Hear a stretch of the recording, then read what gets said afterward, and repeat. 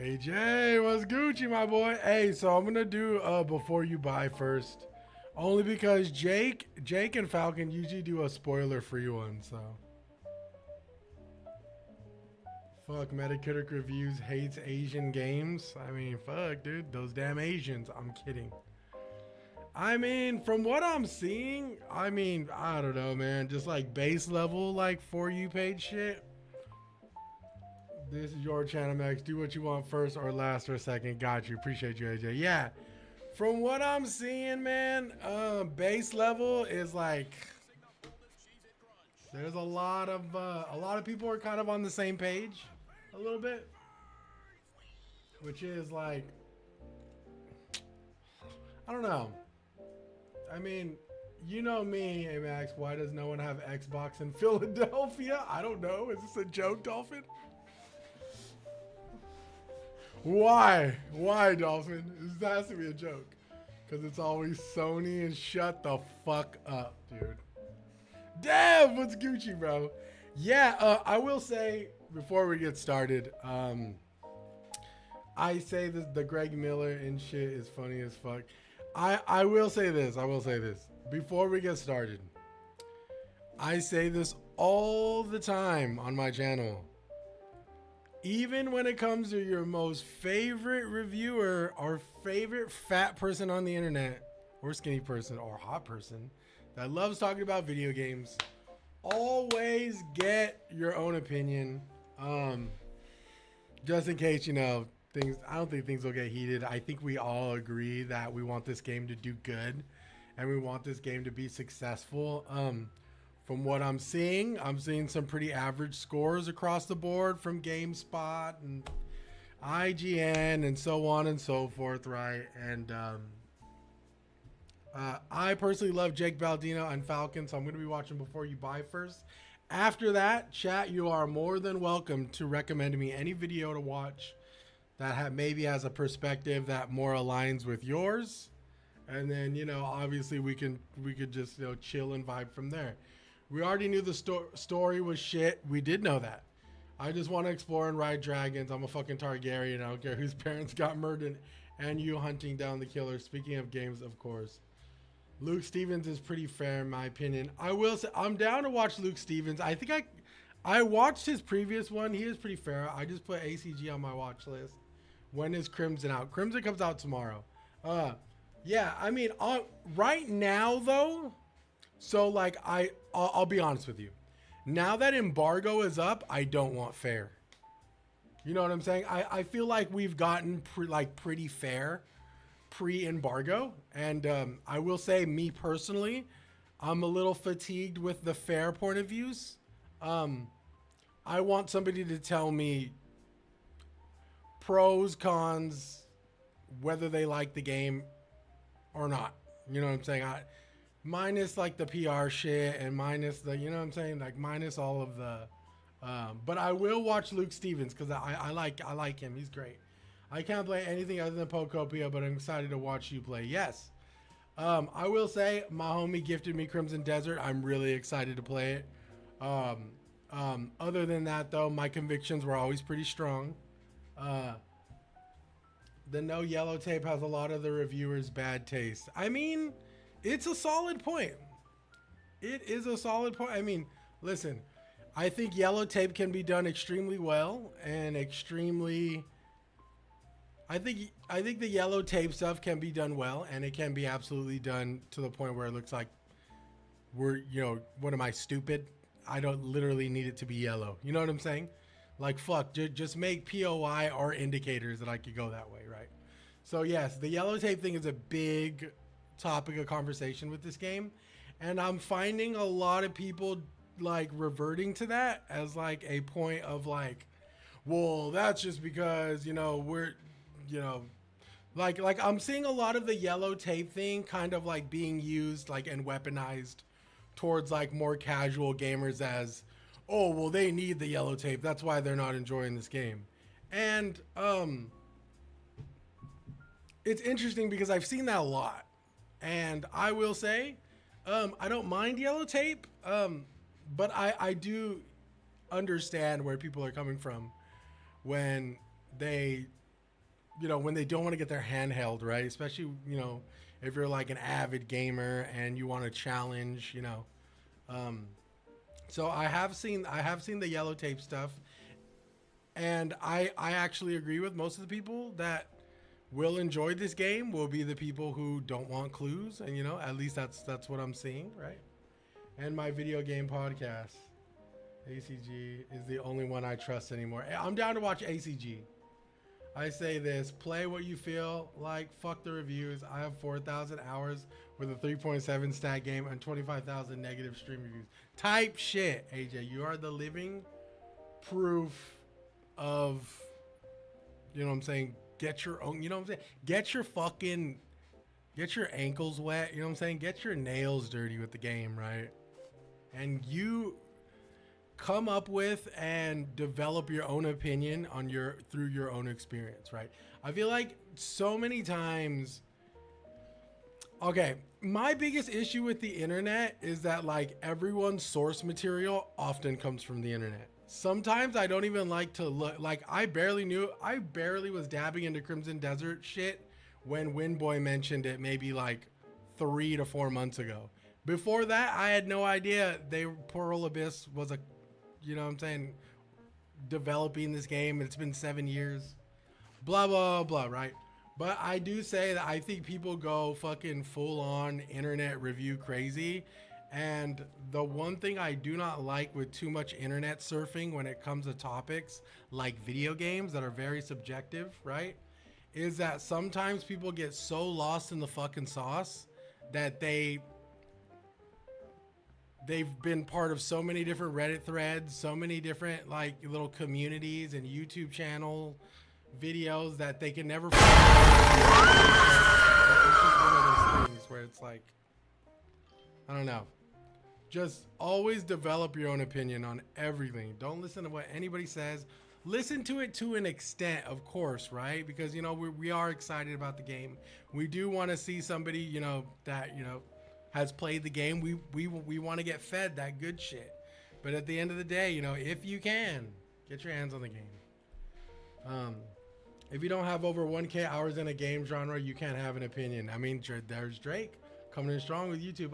I want to buy. I'm just worried about the base PS5 performance. You know what, Rob? That is a solid concern, and unfortunately, whether it is common practice or not, Pearl Abyss decided not to release that footage until I think yesterday.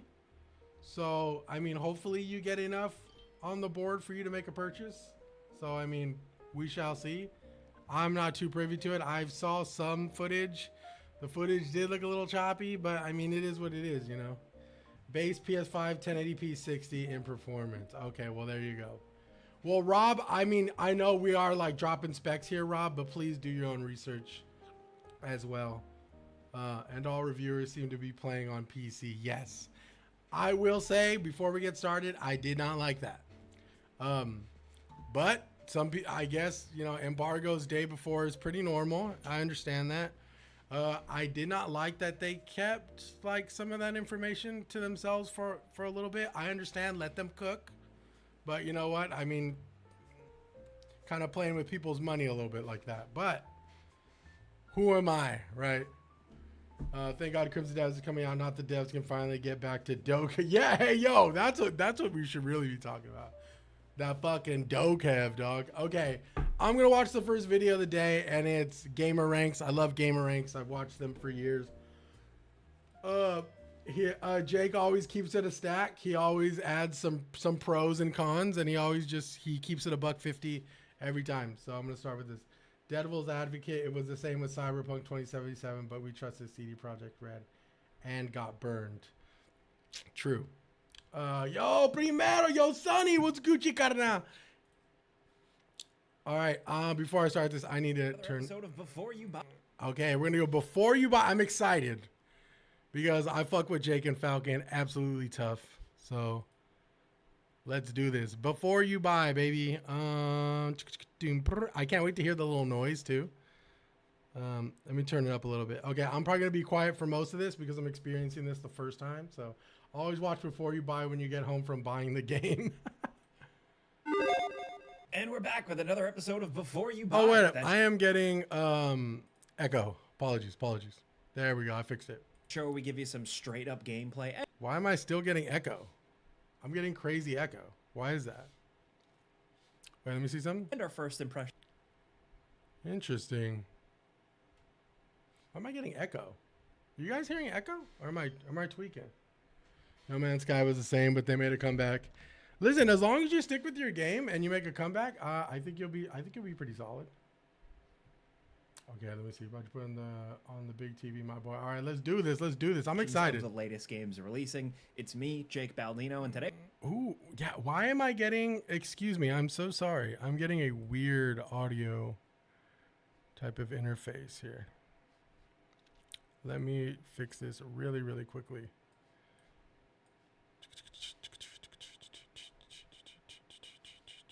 Okay. All right. Well, I mean, there's really kind of nothing I can do about it. So I'm just going to have double audio. When you lean into mic, usually my mic's not too strong. Let me see. I'm going to turn off that. Oh, I see what it is. Okay.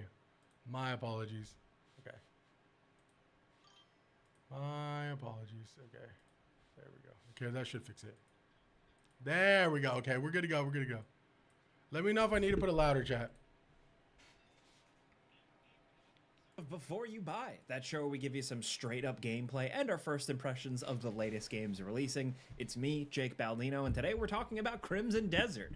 There's been a lot of hype about this big, splashy open world game, man. It's been in development by Korean studio Pearl Abyss for many years now, with some incredible looking visuals. It's such a good game. It looks such a good looking game. Now, how is the game actually? Is it actually fun to play? Well, it certainly is. Crimson Desert is inspired clearly by so many other big games, from like The Witcher to Skyrim to Tears of the Kingdom to even a little Monster Hunter. Manages to feel like a unique experience. Sometimes it's a weird experience, and I think some types of gamers are just gonna completely be turned off by some of it, or just nope out. But ultimately, this feels like a big, ambitious, sometimes goofy, but passionate video game theme park to play around in, basically. If you can put up with some BS here and there and are okay with great gameplay but not a very compelling story, at least so far, then you'll have a blast in this world, man. Fun combat, rewarding exploration. The game does not hold your hand. It gives you a generous amount of game and content, and great music and visuals. I've really enjoyed my time here. Now, keep in mind, this is a massive game, like just staggeringly big. One of the biggest we've seen in a long time, and this is just going to be our first impressions here. We've been playing a review copy, and this footage is captured running on PC and is spoiler-free. The footage you see here only scratches the surface, as we keep it to early stuff to avoid spoilers. Now, another disclaimer about footage here. This is the PC footage. We did not get our hands on console version of the game, and I've seen a lot of questions out there about the quality of console graphics and what players on Xbox Series S, X, PlayStation 5 base, like what they can expect. So we're not messing around this time. Keep your eyes peeled for that. When the game launches, as soon as it launches, we're going to get to work capturing footage on those other consoles to show you guys. Essentially, we're going to do a second Before You Buy video that's going to be a summary of some of what I say here, but with a lot of extra thoughts and lots of gameplay for those console versions. So you can see for yourself and make sure that everything is copacetic. Yo, what's up, everybody? Anyway, enough of that. First things first, talking Crimson Desert drops you into this medieval fantasy world filled with knights, kings, maidens, goblins, monsters, dragons, and then weirder stuff like some crude robotics and high fantasy technologist stuff. You play as Cliff. He is a warrior of the Greymanes, one of many factions in this world. And after being killed by a rival faction, you're revived by an otherworldly force and thrust back into the world, but with some superpowers. In the early hours of the game, it's up to you to just get your bearings, reunite with your Greymanes, build a camp and a home, and then go out on a bigger adventure. Fuck! I ain't gonna lie, I like watching these. Now, I'm going to rip the Band-Aid off here with a negative, but for me personally, The first like 8 hours or so of this game are not good at all. It gets much, much better after that. Like, it really picks up. Now, Okay.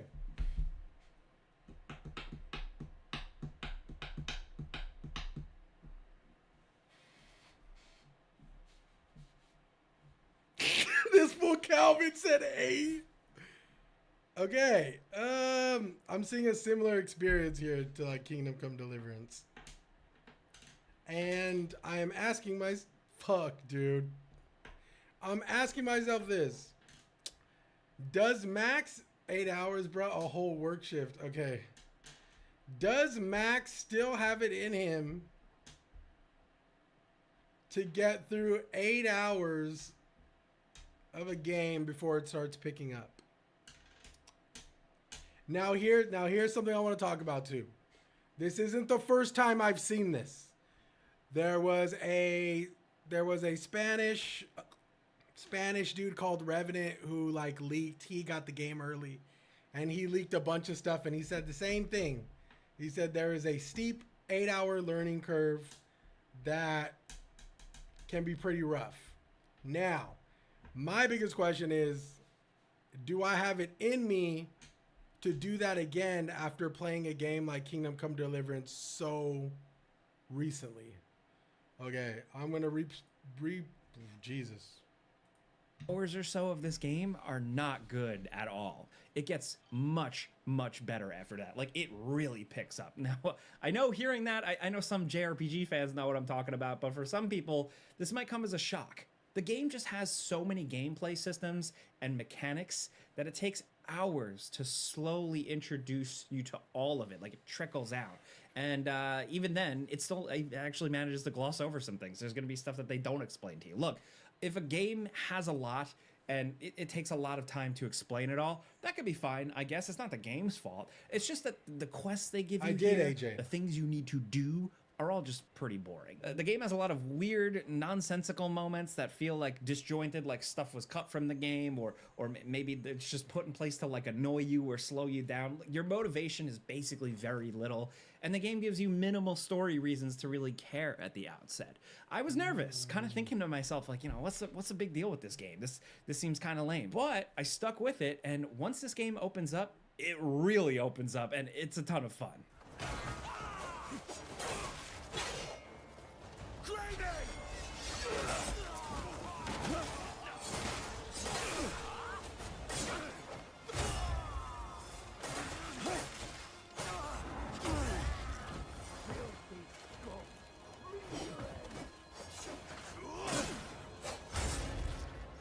Fun, expressive combat that makes you feel powerful while keeping the game challenging. Loads of variety to it. The ability to play as other characters with their own unique spins, and then you switch to them. Not Jin. GTA 5 style. There's base building, crafting, fishing, mining, bounty hunting. Yeah, no, we're watching the before mounts, you buy robots, jetpacks, riding dragons, weirder and weirder enemies. This is a game where the developers threw the kitchen sink at you. You could do tons of stuff.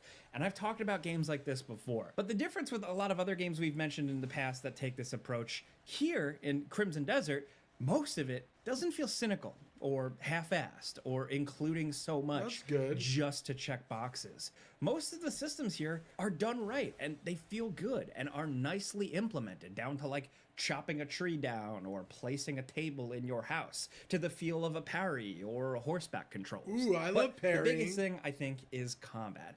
There's a lot you could do here with it just because the moveset slowly builds over time.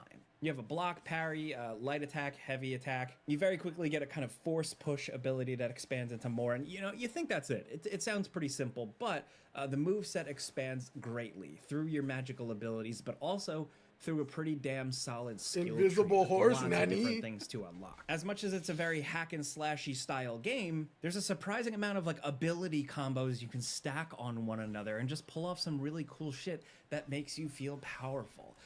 The strike of a sword, a parry, all of that feels really good. The way Cliff will rend his sword into someone and pop the sword out with like a little flash of gore and the enemy flying away, it's just satisfying. And again, as the moveset expands, this just gets more and more fun. The game is happy to throw tons of enemies at you and let you go hog wild. If you want to use a bow and arrow to snipe out some guys and stealth around, that's fine. The stealth is a little weak, but at the very least, when you crouch and move around, the map adapts to show you enemies' vision cones, which is cool. But, you know, typically I would thin the herd a little bit and then go all out with combat. If you're like me, you're going to be playing and you're probably going to end up like unlocking things and then using them a lot. Like, you know, getting the ability to throw dudes eventually. Okay. Kingdom Come Deliverance is getting thrown around a lot in chat. And it's true. It's true. Kingdom Come Deliverance had a crazy learning curve that I stuck with and eventually loved that game, right? I personally feel like with the combat that is being presented here, I think personally, now don't quote me on this, right?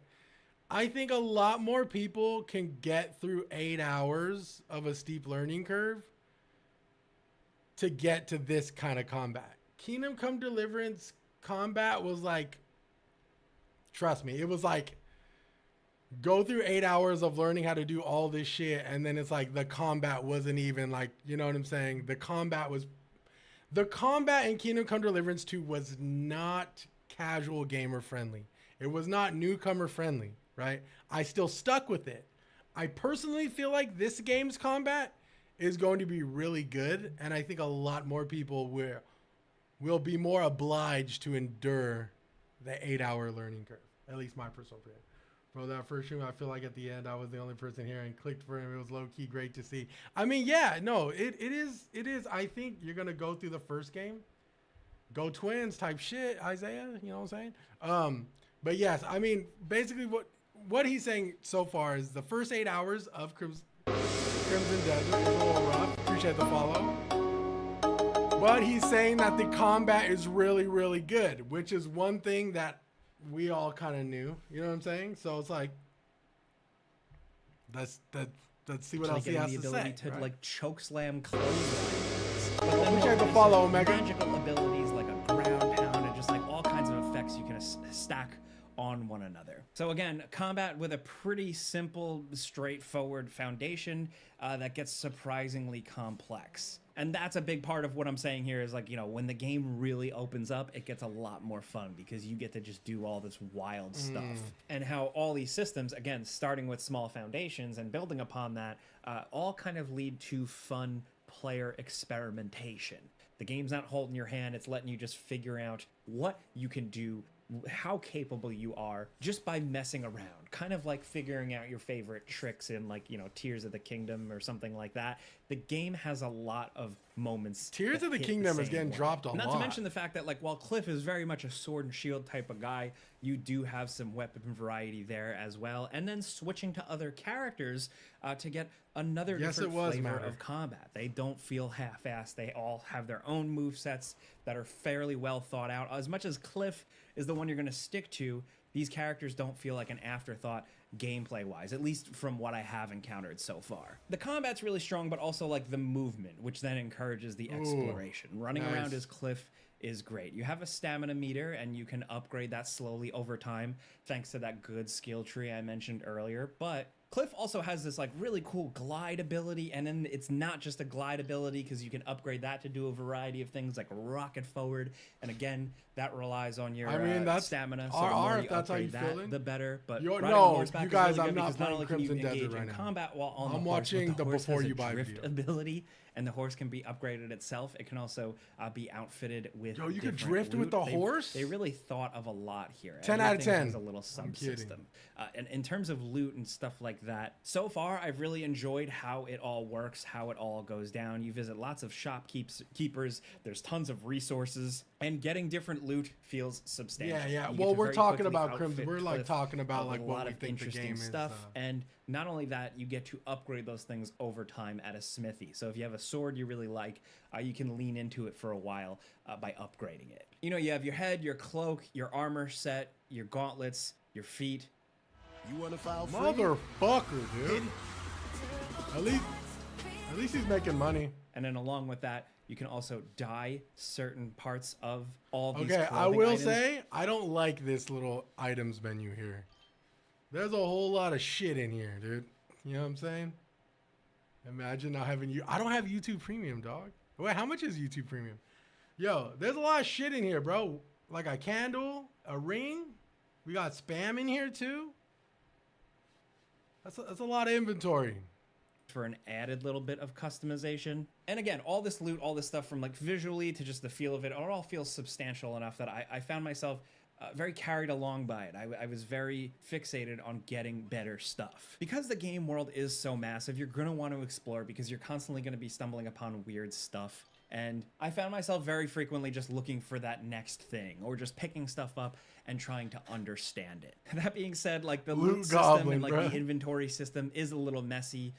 There are some limitations for first couple of hours that are going to really frustrate you, even just some storage overall, some questionable decisions, as well as just the way it's organized on your HUD in your inventory screen.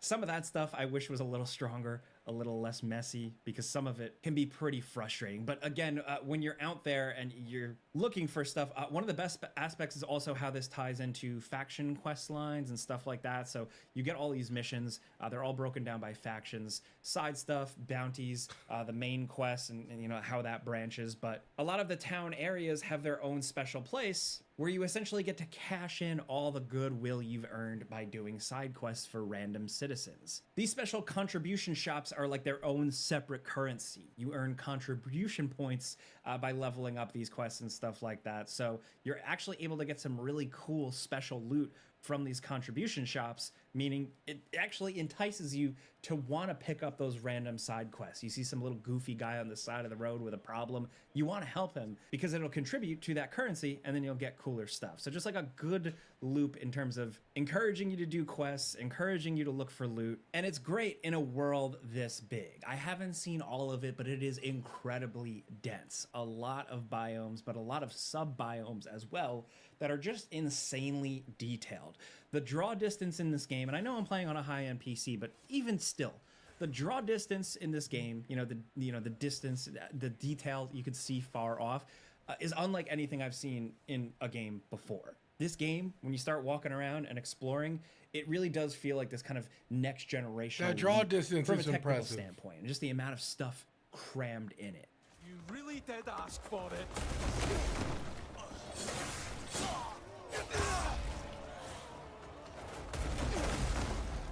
Damn, my boy just slamming fools, dog. What the helly? Yo, that fool look like me. High key. And I say that as somebody who is pretty burnt out on open world games. You know, enough. These games are endless. They're massive sometimes, and it's ridiculous. But I was just surprised how well Crimson Desert really strung me along and kept me looking for that next place. Part of it is the visuals, like how great it looks, but it's also just how it feels. There's something to how the world feels. I gotta keep it a buck. I don't really give a fuck about Well, visuals. it does feel like a nice technical leap forward. You know, it still has video game issues. Moment-to-moment controls on the ground can be a little finicky sometimes. Like, you know, when you're just walking around, selecting small objects on the ground to pick up, it can be incredibly tedious. And sometimes you'll miss clicking on something and you'll jump instead because it's the same button. It can get annoying. Combined with a camera that I'm still not completely comfortable with. It really has a mind of its own. It's very often showing more of the world in front and above my character more than focusing on the character itself. Yeah, same, AJ. Sometimes it zooms in inexplicably. There is a button where you can switch between different viewing distances of this camera, but none of them really felt quite right for me because, again, they really did whatever they want and they would get stuck on things or they just, they wouldn't show what I wanted it to show. Not to mention that during combat, it can also be really annoying. There is a lock-on button, but sometimes that will actually work to your detriment as well. So you gotta constantly kind of be aware of the camera. And that's a little crazy when you're also dealing with so many other things. Like I mentioned, the combat, as it builds, can be pretty complex, specifically because one of the main abilities the game gives you is like Ultra Hand from Tears of the Kingdom. So you're able to shoot out this grappling hook, which eventually you can kind of use it as a grappling hook, but at the start, it is essentially this big giant hand grabby thing that you can grab enemies, you can manipulate the environment and what have you, and that just adds a whole other layer to the complex control scheme. Most of the time it works I fuck with gamer well, ranks but heavy, it dog. can be kind of overwhelming, especially with, and again, like when you're really getting the ropes in this game, like the game gives you so many abilities, you could be stuck at a point or at a puzzle and not really come up with the solution and really struggle because you forget you have so many other weird little things in your moveset or your repertoire at your disposal. That aside, some of the puzzles here are kind of nonsense. I really didn't like a lot of them. You're probably gonna have to look up a guide to figure out some of them. For every puzzle I found that I enjoyed, I found 3 others that I was like, oh, that's stupid, or well, that doesn't make sense at all. So it's a double-edged sword. Some of them are just frustrating, or I feel kind of poorly designed or laid out. But on the other hand, with other things in this game, like, you know, it just doesn't hold your hand. It really lets you go figure things out. It lets you find quests completely by yourself. It lets you find special items or abilities on your own. And its gameplay systems, like, you know, combat and navigation and stuff like that, also are set up to allow you to discover ways to use them on your own. And I think that's another thing that's really helped pull me into this. Because again, the story's not really gonna do it. I like learning about the world and seeing what the hell's going on with some of the weirder elements of it. But ultimately, with Cliff himself and some of his characters, as much as the voice acting is pretty solid, I don't really care too much about what's going on. I am a story game enjoyer and a lore enjoyer, and I really wish this game gave me more to care about with like stuff like that. I wish there were characters I fell in love with more. I wish there were NPCs. The follow, Joe. To this world, other than the fact that I am in it, it is detailed, I feel like a part of it, but just with no emotional connection whatsoever. But thankfully, again, the way the game encourages exploration, the amount of things you, some of the weirder elements of it, but ultimately with Cliff himself and some of his characters, as much as the voice acting is pretty solid, I don't really care too much about what's going on with them. It was hard to really reel me in with that. I am a story game enjoyer and a lore enjoyer, and I really wish this game gave me more to care about with like stuff like that. I wish there were characters I fell in love with more. I wish there were NPCs I kind of got to know a little better, maybe interacted with a little more. I wish I felt a little bit more connected to this world, other than the fact that I am in it, it is detailed, I feel like a part of it, but just with no emotional connection whatsoever. But thankfully, again, the way the game encourages exploration, the amount of things you have at your disposal, that has really kept my ass in the seat and playing this game. Again, there are so many elements in this game, but that I don't even have time to cover it all in one video. So I would definitely say, along with like if you're waiting for console footage, definitely watch some other reviews, because I think people are going to feel pretty differently about this one. You really need to drill down and make sure this game is for you, because sometimes it's a little janky, sometimes it's a little weird, sometimes it's a little nonsensical, but it can also be incredibly rewarding. I've seen a lot of people lumping a lot of expectations on this one, and you know, is it worth the hype? I think so far, yeah, it is. Depending on what you want from games, depending on your frustration level with some weird or quirky things in games, I think Crimson Desert is really great so far, and I'm definitely going to recommend it to a fair amount of you guys. Again, proving, you know, you do your research and just make sure you know what you're getting into. Hopefully this helps you out, though. This is a before you buy. You know how this goes by now. I'll give you some pros, some cons, and a bunch of personal opinions, and now I want to hear yours down in the comments. What are you expecting from this game? Do you think this game is going to change the world and change your life? Again, I've seen hype go crazy for this game, but still, ultimately, where's your head at with this one? Is this your cup of tea? Can you already tell this isn't something you're going to be into at all? Either way, let us know what you think about Crimson Desert. Like I said, keep your eyes peeled for that console footage video. We're also going to be doing tips videos as well, and if you have any questions for me at all, be in the comments as much as possible, but ultimately the best way to get at me is hit me up on social media at Jake Baldino, or on YouTube at Jake Baldino, my other channel. But thank you guys for listening. Hopefully this helped. Clicking the like button helps us out. If you do that, thank you very much. But that's all I got for you. Thanks for watching, and we'll see you guys next time. I will tell you right now, I think the Steam reviews for this game are going to be pretty mixed. I think they're going to be, okay, a couple standouts from, appreciate the follow, Luke. A couple standouts from the video we just watched with the gamer ranks. The first 8 hours of this game, in my opinion, are probably most likely going to be, appreciate the follow, Dominic, are most likely going to be pretty rough. Probably a lot of tutorial shit. Probably a lot, you know what I'm saying? Appreciate the follow, Dylan. Probably a lot of tutorial stuff. He said there's like a lot of game mechanics, almost so much so that it can be a little, right? Could be a little overwhelming sometimes, learning the game mechanics. But he also said that the game mechanics feel fresh. They're not, you know what I'm saying? They're not like, they're not bad. Like they have meaning, right? But Steam reviews have been notorious for people playing the game the first couple hours and just already making their opinion on the game and just shitting on it. Like I said, if he says the first 8, I mean, he literally said the first 8 hours of this game are rough. Like, he said they're not great. Verbatim, he said the first 8 hours of this game they're not great. But he says if you stick with it, it will pay off. Luke mentions that sometimes you use a mechanic 20 hours later and forgetting you can do that. Okay, so my biggest thing is how many people are going to last through the first 8 hours. I personally think this has a better shot than Kingdom Come Deliverance did with its 8-hour steep learning curve because of the hype. But I feel like dude, the hype is such a fucking hype is a drug, bro, and it's a fucking dangerous one. I feel like if they didn't hype this up as much as they did, I think a lot of people would have been a little less, harsh on it, right?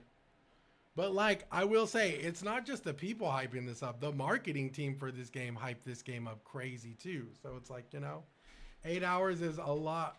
Red Dead's and Days Gone 3 hours felt like forever. I didn't make it 8 hours through that. I mean, it's got to be better than Dragon's Dogma 2. I am hearing that the combat is almost reminiscent of Dragon's Dogma. Not entirely the same, but it is very close to Dragon's Dogma. Hey everybody, right? Peach here, and today we're going to take a look at the Spedient's Gym Monster 2. Fuck you, Peach. Which is an all... I'm just Crimson kidding. Desert does. But yes, I mean, I love Dragon's Dogma. I think Dragon's Dogma: The Dark Arisen is a great fucking game. And I will go to bat for that crazy. Like I said, the game, I'm playing the game day one. If anyone's curious, I'm not just fucking, shooting the shit here. I love Dragon's Dogma 2, played through the story 3 times. I need to go back and give Dragon's Dogma 2 a second try. The optimization was so bad that I literally gave up on it, which is a little rough. I was just really mad because I was really looking forward to Dragon's Dogma. There was a little bit of bitterness towards me stopping stopping to play that game. My biggest concern, and it's one thing, and this is a me problem. Yo, Tay, appreciate the subby, gang. Hey, yo, what the fuck? Listen, this is a me problem, right? And I am going to just go out, chat knows this. I'm just going to go right out and say it. I do not like when a game doesn't respect my time, right? Call it getting older, call it becoming an unk. I got shit to do sometimes, when a game doesn't respect my time, that's one of my biggest pet peeves, right? But from what Jake is saying, he is saying that this game is rewarding, so much so that after the 8 hours, it really starts to open up, and he said it can feel rewarding. My question is what everyone's perspective or expectations of rewarding is very different from other people. So I'm curious. After your time, we're here to grind. Maybe you, Wyatt, but fuck that shit. Listen, my backlog is way too big for me to fucking sink however much fucking hours in this. No way. Also, can't be any worse than Assassin's Creed Shadows. Yes, absolutely not. 1 or 2 hours of boring is cool, but 8 is kind of crazy for the level of hype this game has. Very true. I think 8, listen, I am going to continue. Trust me, even when I play this game tomorrow off launch, I am going to be talking about Kingdom Come Deliverance 2 I'm going to fucking hot drop KCD 2 so many fucking times. You're going to think I'm a fucking DJ, dude. Because KCD 2, for those who don't know, has probably one of the steepest learning curves in a game that I had experienced in a very long time. But I will say this. And it's funny because when I read this a couple days ago, somebody said, oh, there's an 8-hour learning curve, but after that, the game is so awesome. And it's like, me personally, when I read that the other day, I was like, did I fucking write this? Because that's exactly what I said about Kingdom Come Deliverance 2. I said, Kingdom Come Deliverance 2, verbatim, I said this. I said, has like an 8-hour learning curve that and I was begging people, bro. I was begging people. I was like, dude, if you guys stick with Kingdom Come Deliverance 2, it's one of the greatest RPG games you will ever play.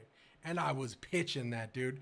Anybody who came in from chat and I was playing Kingdom Come Deliverance 2 and they were like, dude, I tried my best to like play this game, but it's just so fucking hard. Like, I can't do it. It's so fucking hard. And I'm like, dog, stick with it, dude. I was right there with you. I fucking hated Kingdom Come Deliverance 2. I was ready to give up on KCD 2 hour 6, dog. Hour 6. And I stuck with it.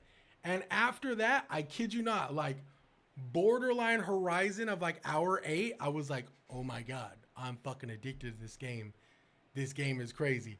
This game is crazy good. At the end of KCD 2, I literally said is one of the best role-playing games I've ever played. It's one of the best RPGs I've ever played in my whole life. Like, dead ass. Now, Crimson Desert obviously has a learning curve to this game. I don't know if it's probably going to be mad different from Kingdom Come Deliverance 2. Kingdom Come Deliverance 2, you had to learn how to ride a horse. You had to learn how to make your own potions, how to cook your own food, how to just survive, right? I have a feeling that won't be as emphasized with this game. I think that the 8-hour, I'm really excited to dive into this game because now that I know there's an 8-hour learning curve, what can this game possibly introduce to me to make the learning curve that much, so much so to the point where Jake Baldino says that the first 8 hours are not good. That, in my opinion, is very interesting. Are they just going to hurdle like a tutorial after tutorial on us, like in the first 8 hours? Like, I don't know. We're gonna have to find out, right? But before I even go any further, for you guys know, I will be playing this day 1 tomorrow. And I'm not just talking out of my ass. Before we even started the stream, I said, I highly encourage everybody, if you have the means to do so, to obviously get your fucking mitts on this game and form your own opinion. Always, I will always say that. I don't give a fuck who you respect as a reviewer. I don't give a fuck who you hold as like this crazy, oh dude, he's the truth, dog. Like, I fucking love gamer ranks. I do. They're one of my favorite. Jake Baldino, Falcon, I fuck with them heavy, chat. Heavy, right? But at the end of the day, even I will not take, you know what I'm saying, like gamer ranks that, you know what I'm saying? Like, I'll take it like with the grain always, because it's like, I'm playing this day 1, much like everybody else who are mad fucking hyped to play this, right? But like I say, always just form your own opinions, right? Take everything with the grain and, so on and so forth. But yes, already pre-ordered, waited 3 years for this game. Mad fucking respect. Listen, you guys, the internet, and I'll keep it a band with you, dog. The internet can be fucking toxic, dude. Everyone is so inclined to share how shitty something is, but when something is fucking good, the likelihood of somebody going on the internet to like praise it is like fucking way less than when people want to like talk shit about stuff. You know what I'm saying? That's why I always say form your own opinion. There's one thing I hate about the internet, and that, including me, I'm just a fucking fat guy on the internet who likes talking about video games and likes healthy discourse, right? But at the end of the day, don't let the internet cloud your judgment, dog. Always try things for yourself, right? Take everything with the grain. Obviously, give and take whatever you want when it comes to this game, but always try to get things going for yourself, for sure. Yo, appreciate all the follows, man. It's an RPG. Please don't go into it thinking it is. You'll be disappointed. Yes, it's not an RPG. That's another big thing, too. I've been hearing. And you know what's funny, chat? I'm going to talk about this. So, I actually watched the IGN of fucking the guy who plays games for IGN. He's like this little fucking dweeb. I don't know his name. He called it an RPG. He called this game an RPG, and it's fucking obvious. Many people have said before, like, this game's not an RPG. It's an action adventure game at its core, right? So it's not an RPG, but the fucking guy from IGN who quote unquote said he spent like 100 hours playing this game still called it a fucking RPG. So that's IGN for you. Like I said, just the internet's fucking brazy sometimes. Just always form your own opinion. Doesn't seem like or open like a polite fantasy novel. It opens like a this is ACG's review, chat. Have swords, the hill's on fire, and somebody in the distance is still yelling, "This is all fine," while everything you're seeing actively disagrees. That's the tone you need to understand up front, because Crimson Desert is a game that wants to feel like a living continent first, and a checklist of mechanics second, and player onboarding third, even though when you first start it, it officially looks like it's the other way around. Pywell is a complicated world, and it often runs a dangerous line between I'm just traveling to the next village and I'm accidentally in a boss fight because I followed a weird path up a cliff. But as you guys know, I'm sort of a fan of those kind of games. At the center of all this, you play Cliff McDuff, a mercenary leader trying to put a band of mercenaries back together after a bloody fight with another mercenary unit known as the Bears. And when I say a fight, I mean they kick the living shit out of him and spread all the mercenaries to four corners of the world. It all sounds typically mundane and in many ways almost Dragon's Dogma in a boots-on-the-ground sort of feel. The story takes place on the divided continent of Pywell, where power is unstable, and the larger conflict is fueled by a leadership vacuum as well as abyss above you dropping fragments of power onto the ground and everybody fighting for it. Cliff, or you, is a focal point in the more grounded part, more dangerous ways. He's the person who has to make all the decisions, carry the consequences, and then keep moving when the world responds the way worlds respond, which is messily, unfairly, and with a tendency to escalate. That mercenary angle actually matters because it shapes the flavor of the narrative throughout the game. Leadership is a job, being a hero is a burden, and the world is the vehicle to get to work. Crimson Desert isn't just going to go save the realm with a new coat of paint. It's more about holding your people together while the realm tries to pull them apart. And that distinction gives the story a pretty harsh spine throughout. Cliff's leadership is a constant pressure point in the story and carries the story forward.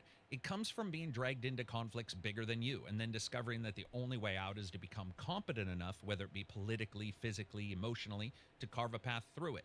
The game leans into themes of survival and resilience, and it uses the mercenary company structure to justify why you're always on the edge of some new disaster, some new job, some new faction's idea of help, and why just because you got 3 mercenaries back on your team, these are real people who may not actually want to always be there. And the balancing of their personalities feels like you consistently pulled in all sorts of directions. Speaking of directions, easy directions. Subscribe, join the Patreon if you want more discussion. Now, Pywell itself sells the story because it's not built like a theme park with zones labeled forest area and desert area, like a kid's diorama. Yo, hey, I'm not trying to be a dick. I'm not trying to be an asshole. This is my first time watching ACG because my homie Devin told me to watch it. This guy is kind of like just word salading so much shit right now. Like he's just tossing up word salads like crazy. Am I tripping? It's designed to feel like a continent that's layered life out in regions of living.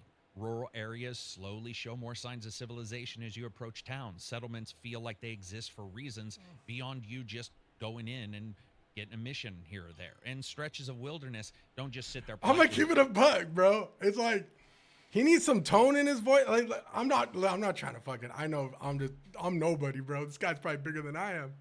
But fuck, dude, it's the tone, it's the delivery. Like it's almost like it's like remember Charlie Brown when they would go to the fucking school and the teacher would be like, wah, wah, wah, wah, wah, wah. That's what it kind of fucking feels. Wait to be harvested for crafting materials. There's a sense of place identity baked into everywhere in the land, and the game's best narrative trick is that it doesn't always tell you the story directly. It sounds like a fucking audiobook, dude. That's why stumbling into a wrecked cart on a ridge or finding a chest tucked into a crack that you only noticed because you slipped at the wrong time can feel like actual discovery instead of map cleaning, and it's something that Crimson Desert excels at.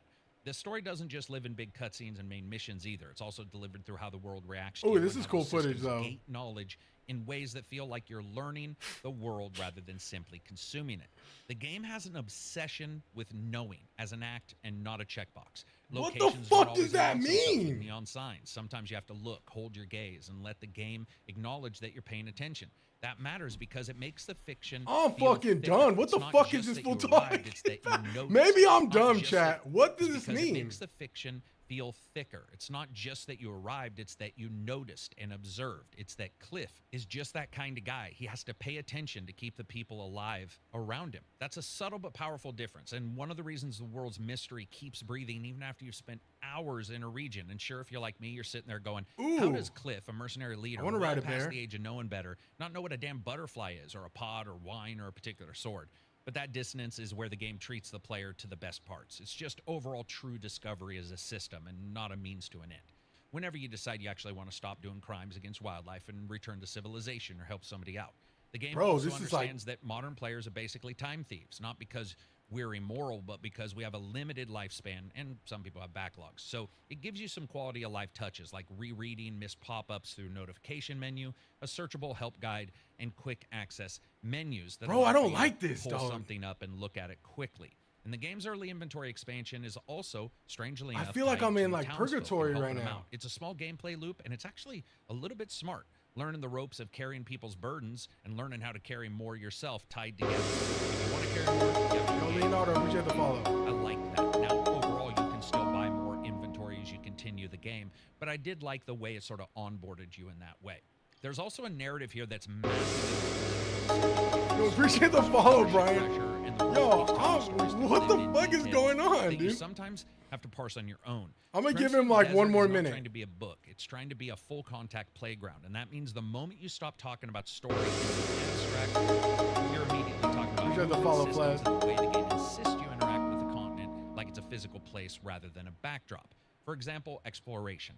In Crimson Desert, it is Exploration. very layered, and it's layered in a way that, yes, encourages experimentation. Oh, look at my instead of dumper right funneling here, you chat. They through got one me in the quick game. method, but can be a little bit confusing. First, there's traversal. You have mounts, horses as a baseline, but also more exotic rides and vehicles depending on where Is you this are in the game's AI? Am I larger arc. fucking? Is this And the full handling AI? tends to, I would say, prioritize responsiveness as well as simulation. It works quite well riding a horse around, giving them extra abilities, or later on a robot or I'm gonna keep it an absolute band. This fool's tone has not changed, and we're 6 minutes into this motherfucker, and this fool's like, like, dude, like, give me some fucking emotion, dog. I can't do it. Okay, where are we at? Oh, look at this guy. Okay, should we just watch anybody's? Ooh, Force Gaming, 24K, 80 hours. Hey, AT&T just gave me their best Sorry, deal chat, I on don't the have Samsung YouTube Galaxy Premium. S26 Ultra. I'm telling everyone. My God, they've actually done it.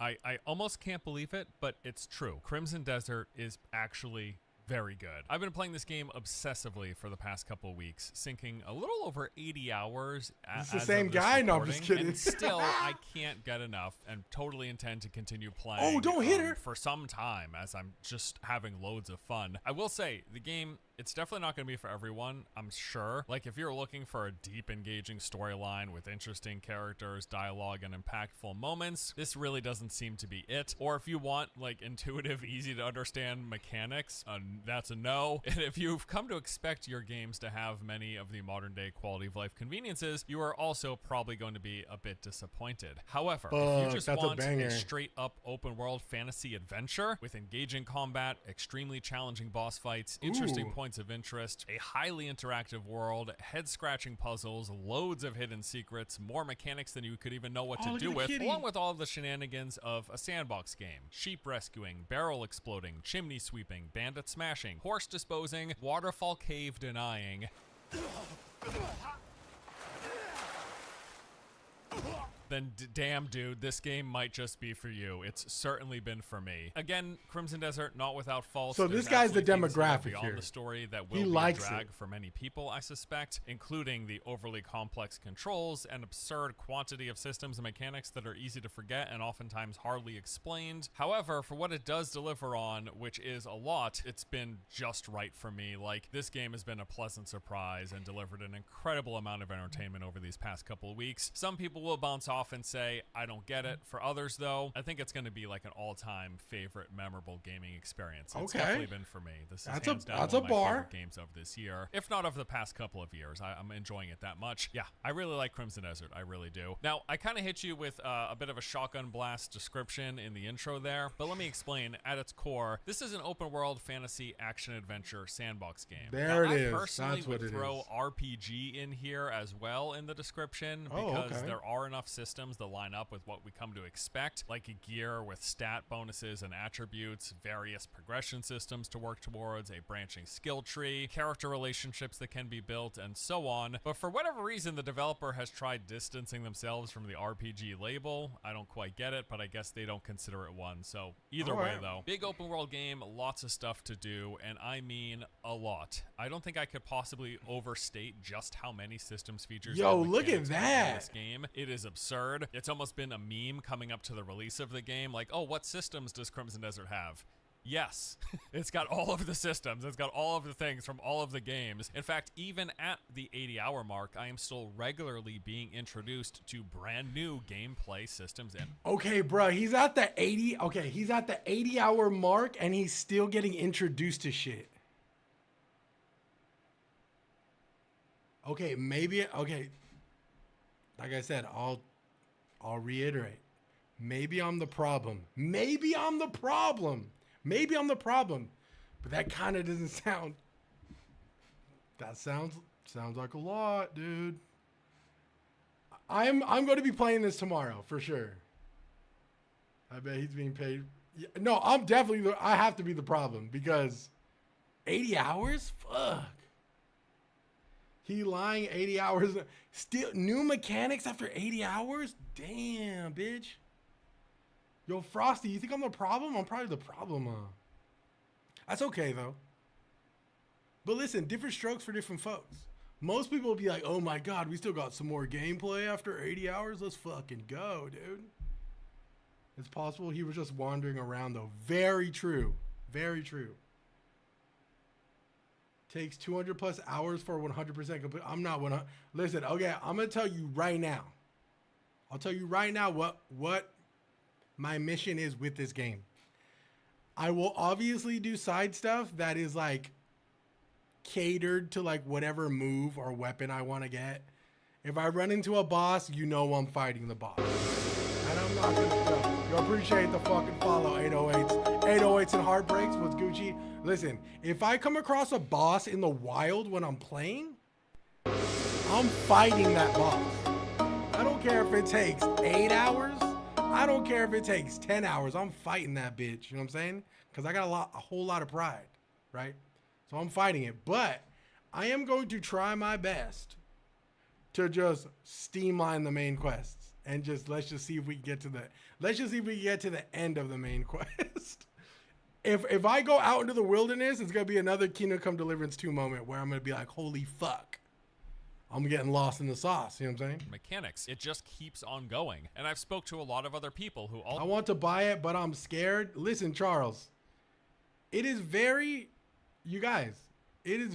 normal to be worried about a purchase. I would say if I were you guys, if you're not in a crazy rush to play this game, give it a couple of days. Give it a couple of days, let them patch some shit, let people complain about some dumb shit. Let people really get their fucking mitts on it, you know what I'm saying, before you make a purchase. If you're really like tripping off the purchase, I highly recommend that.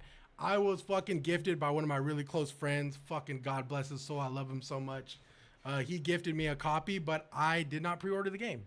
I had my worries as well. I didn't pre-order the game. I told myself I was going to wait a couple days before I actually bought the game. But I was gifted it, so now I'm blessed to play it day one. But I will say, for anybody else who was in that predicament like me, don't rush into a purchase. There's so many games coming out. I mean, I'm really excited about Pragmata. Like, I want to play that game day one, but it's like, don't rush into a purchase if you don't feel like, if you're not feeling like 100% about it. You know what I'm saying? type shit. Like, also for got real. the game for review, and there's even way more beyond what I have seen from what they've told me. So yeah, but here's kind of a basic I bet the rundown game of, is like, still the going to flow feel of the empty game. and boring So you after play a through short the time. intro, Maybe. cinematic From what I here, hear, you've got an Bricks, they overview actually of the do a main great job characters, the of rival faction of enemies, making it feel as full well as the fundamentals of and movement engaging. and combat. After that, you are brought out into the open world, spawning near the game's first major capital city. Here, you're going to go around meeting various NPCs, progressing that main story, while also being introduced to some side quests and activities to Yo, look at that, engage you can with. arm What's wrestle? so interesting to me, though, is that these side activities are actually quite interesting, with many of them being rather in-depth. In fact, at 80 hours, I know I could be much further along in the main story, but there's so much to do, see, and engage with that has been actually fun and entertaining that I've spent a majority of my time doing those things. I think this is one of the strengths of Crimson Desert being really a sandbox open world RPG. I can and have spent multiple days playing while not progressing the main story quest at all. But let me be a Okay. bit more specific about the kinds of things I'm talking about. So yeah, it's a big open world action combat game. You can go through doing the main story quest, watching some cutscenes, meeting characters, taking on enemy outposts, and doing these pinnacle boss fights. And you could definitely like primarily focus on just those things. But in This the process looks of great. That, I you're love, introduced like, to fighting bosses all like of that. this other stuff. So first off, we got the points of interest.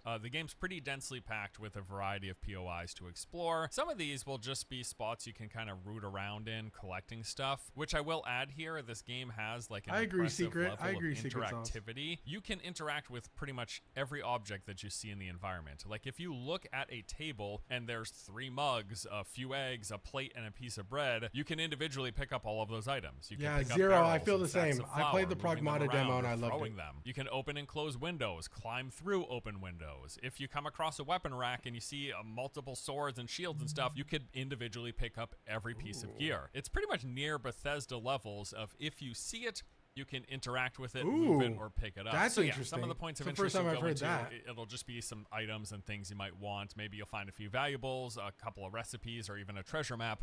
Awesome. Other points of interest might be crafting related. So you're going to come across places like a ranch, a quarry, a mill, a fishing dock. And here there will be an NPC you can engage with to learn recipes or purchase things for the professions, as well as practicing the profession. Like there's literally a area by the river where you go to dye your clothes. If you want to change your cosmetic thing, you're going there. You're not just doing it from a menu. You're physically on going 4060 to the you clothes should be dyeing on location, SX. which, as it would make sense to be, There's it's a right by the bank? water, because you need the dyeing to be by the water. You mix it, you dye it, you drain it, you rinse it out, whatever. I don't know. I'm not a clothes dyeing expert, but I believe they're by water, right?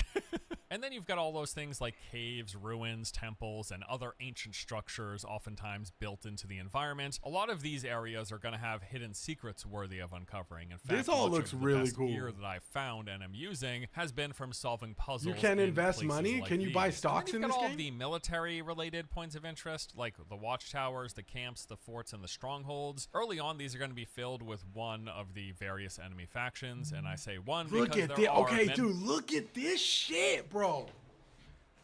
Yo, look at this shit, bro. You're telling me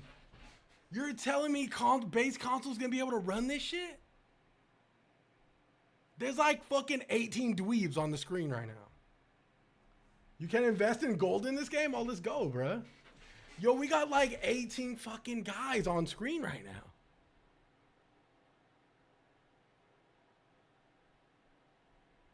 What the shit, bro? Are you guys worried about this? Yo, it's hot where I'm at. I'm from California. I'm in the Bay Area. Yo, we hit 90 degrees today. If I'm running this shit tomorrow and there's like fucking 19 fucking lamos on my screen like this whole room getting hot as shit, dog. Of these. In fact, there is this entire Game of Thrones style faction system, with each faction vying for control Oh my of God, it's the zones, first time and I'm this seeing the actually map. applies to individual points of interest. So for example, there is a fishing dock right next to the starting city. Early on, I went there, I did some fishing, for cooking up Factions? food, then I left to go do other stuff. What I didn't realize at the time was that the Bleed Bandit faction was encroaching closer and closer to town, capturing points of interest. And eventually, they Ooh, took that's over cool. and captured that fishing dock. So literally, I would open the map and see that the dock was controlled by the bandits. Going there, I found 30 bandits just wandering around. I had to eliminate eliminate them, thus reclaiming the point. So rival bandit squads will be making fucking like war moves and like doing like tactical strategy moves to like take back points of interest while you're progressing in other portions of the game? What? That is crazy, bro. Yo, this guy looks like somebody. I don't even know who he looks like though. Of interest for my faction and allowing me to fish peacefully, essentially. So in order to stop that from happening again, what I had to do was go to other appreciate the follow, Sean. that the bandits had control of and take them out. If not, they would have kept encroaching closer and closer to town, taking over more points of interest. Now, I'm not exactly 100% sure of the exact mechanics. Appreciate the follow, Damon. Is that there are these primary locations, be it a fort or a camp, that acts as like their stronghold, and they flow out from. In fact, when you click on some of these areas, you're going to see connecting lines to nearby points of interest that I presume. Sorry, those are the Dill, I areas don't mean that to they can stop it eventually on the take guy over if they're not staring at stopped. yo. So yeah, just going around this game's many points of interest, I exploring, ain't gonna lie, bro. fighting, solving puzzles, collecting. I feel like I'm gear. at dinner I'll with this spend guy right days now. just doing this and not even touching. Are the we main getting story appetizers, quest. gang? Oh, and I want to add here as well. I don't know. Oh, if yes, yes. No, Monty brings up something really cool. Monty said at least the performance mode. What do you want to smooth. tell Joe Biden right now? What's up, baby? Take me out to dinner. Hey, yo. Okay, listen. If there was one thing I've been hearing from everybody who has played this game, is that the optimization is fucking phenomenal. Damn. This fucking guy, dude. What did he say? The optimization is so great for this game that people are literally saying it's like it's leaps above. Like, people need to take notes on the optimization of this game because it's so great. Yeah, on PC, show console. I can't speak on console, but I've heard from PlayStation 5 Pro to like PC, the optimization's great. I feel like they've showed base. Have they really not showed base PS5 footage at all? Yo, Big Benny, appreciate the follow, gang. It's gonna look great on my Pro. I mean, shit. Well, why you worried, gang? So they did show console, right? Can't wait to see how many gigabytes it's gonna be. Well, I pre-downloaded it. It's like 104. How many? What the fucking gigabytes was it? I think I've been hearing 140 gigabytes. PlayStation Japan showed it. Okay, PlayStation Japan showed it. At this, but 80 hours, I only have about a fourth of the map. This guy looked like the butcher from The Boys. There's a lot of game here, and it's not. I've not been like diddling around. I've been actively doing stuff, exploring, finding new areas. There's just so much, and the game is so big. And then you've got all sorts of different other systems and mini games, like literal mini games. These side activities that you can go engage with at any time to make a little money. These include things like gambling, engaging in fist fights, or doing an archery activities that you can go. Did this motherfucker have to aim the POI? Did he have to aim to sit down? Look, engage with at any time. This motherfucker has to aim at the chair to sit down. Shut the hell up, dude. Max will not be doing. Oh, I'm not doing none of this shit. Listen, chat. I won't be doing any of this side shit. I'm the problem, dog. To make a little money, these include things like gambling, engaging in fist fights, or doing an archery I'll do fist contest. fights. You can also invest in the stock market. I kid you not. Visit your local bank. Are you fucking serious? You can buy stocks in here? I was literally joking, bitch. No way. Hey, yo, what the? Hey, yo, what the fuck? Yo.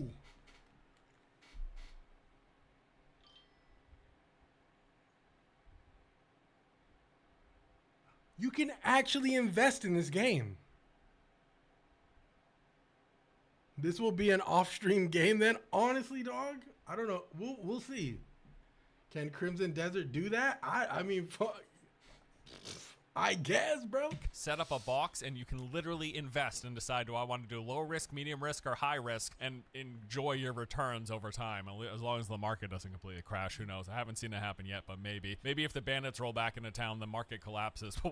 We'll find out. There's also an entire camp management system. This begins with you literally driving stakes, moving bags, and planting the flag on a piece of land that you get given after doing a certain quest objective. And then gradually over time, you'll find more of your Gray Mane clan who will join you at camp, helping you expand your facilities. He said 80 hours and he barely seen 1/4 of the map. Don't invite me to not one function. sources, be it for getting more camp currency, more I gotta food, work. Yo, equipment, Monty, or hopefully logs work and, out. Hey, call in, stones. And Monty. these activities, mind you, Bro, they are give me, actually carried yo, out. Monty, give me your works number, dog, and I'll call him for you, dude.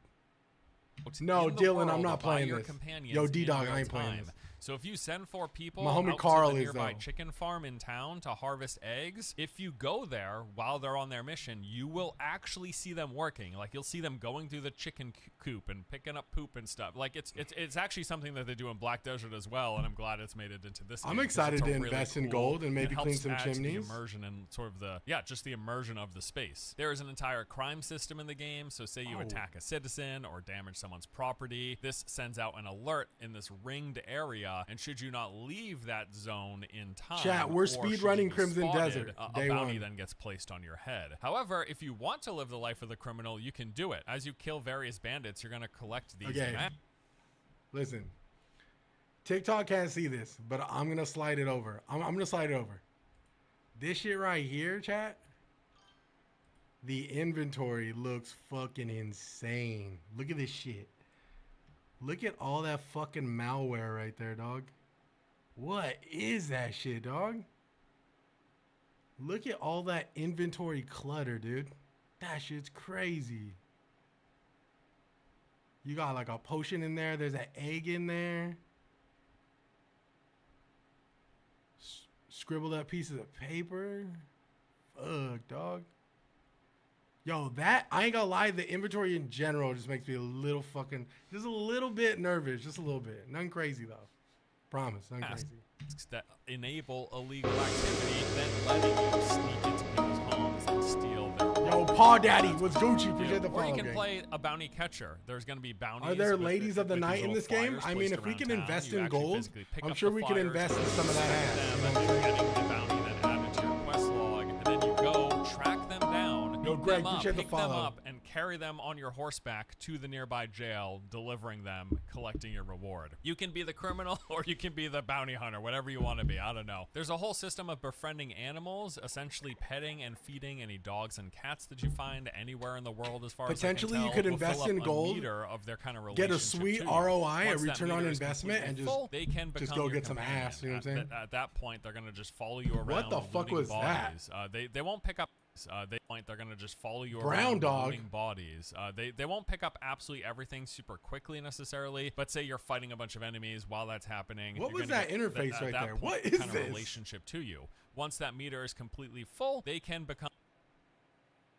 Oh, you can have your own little pet.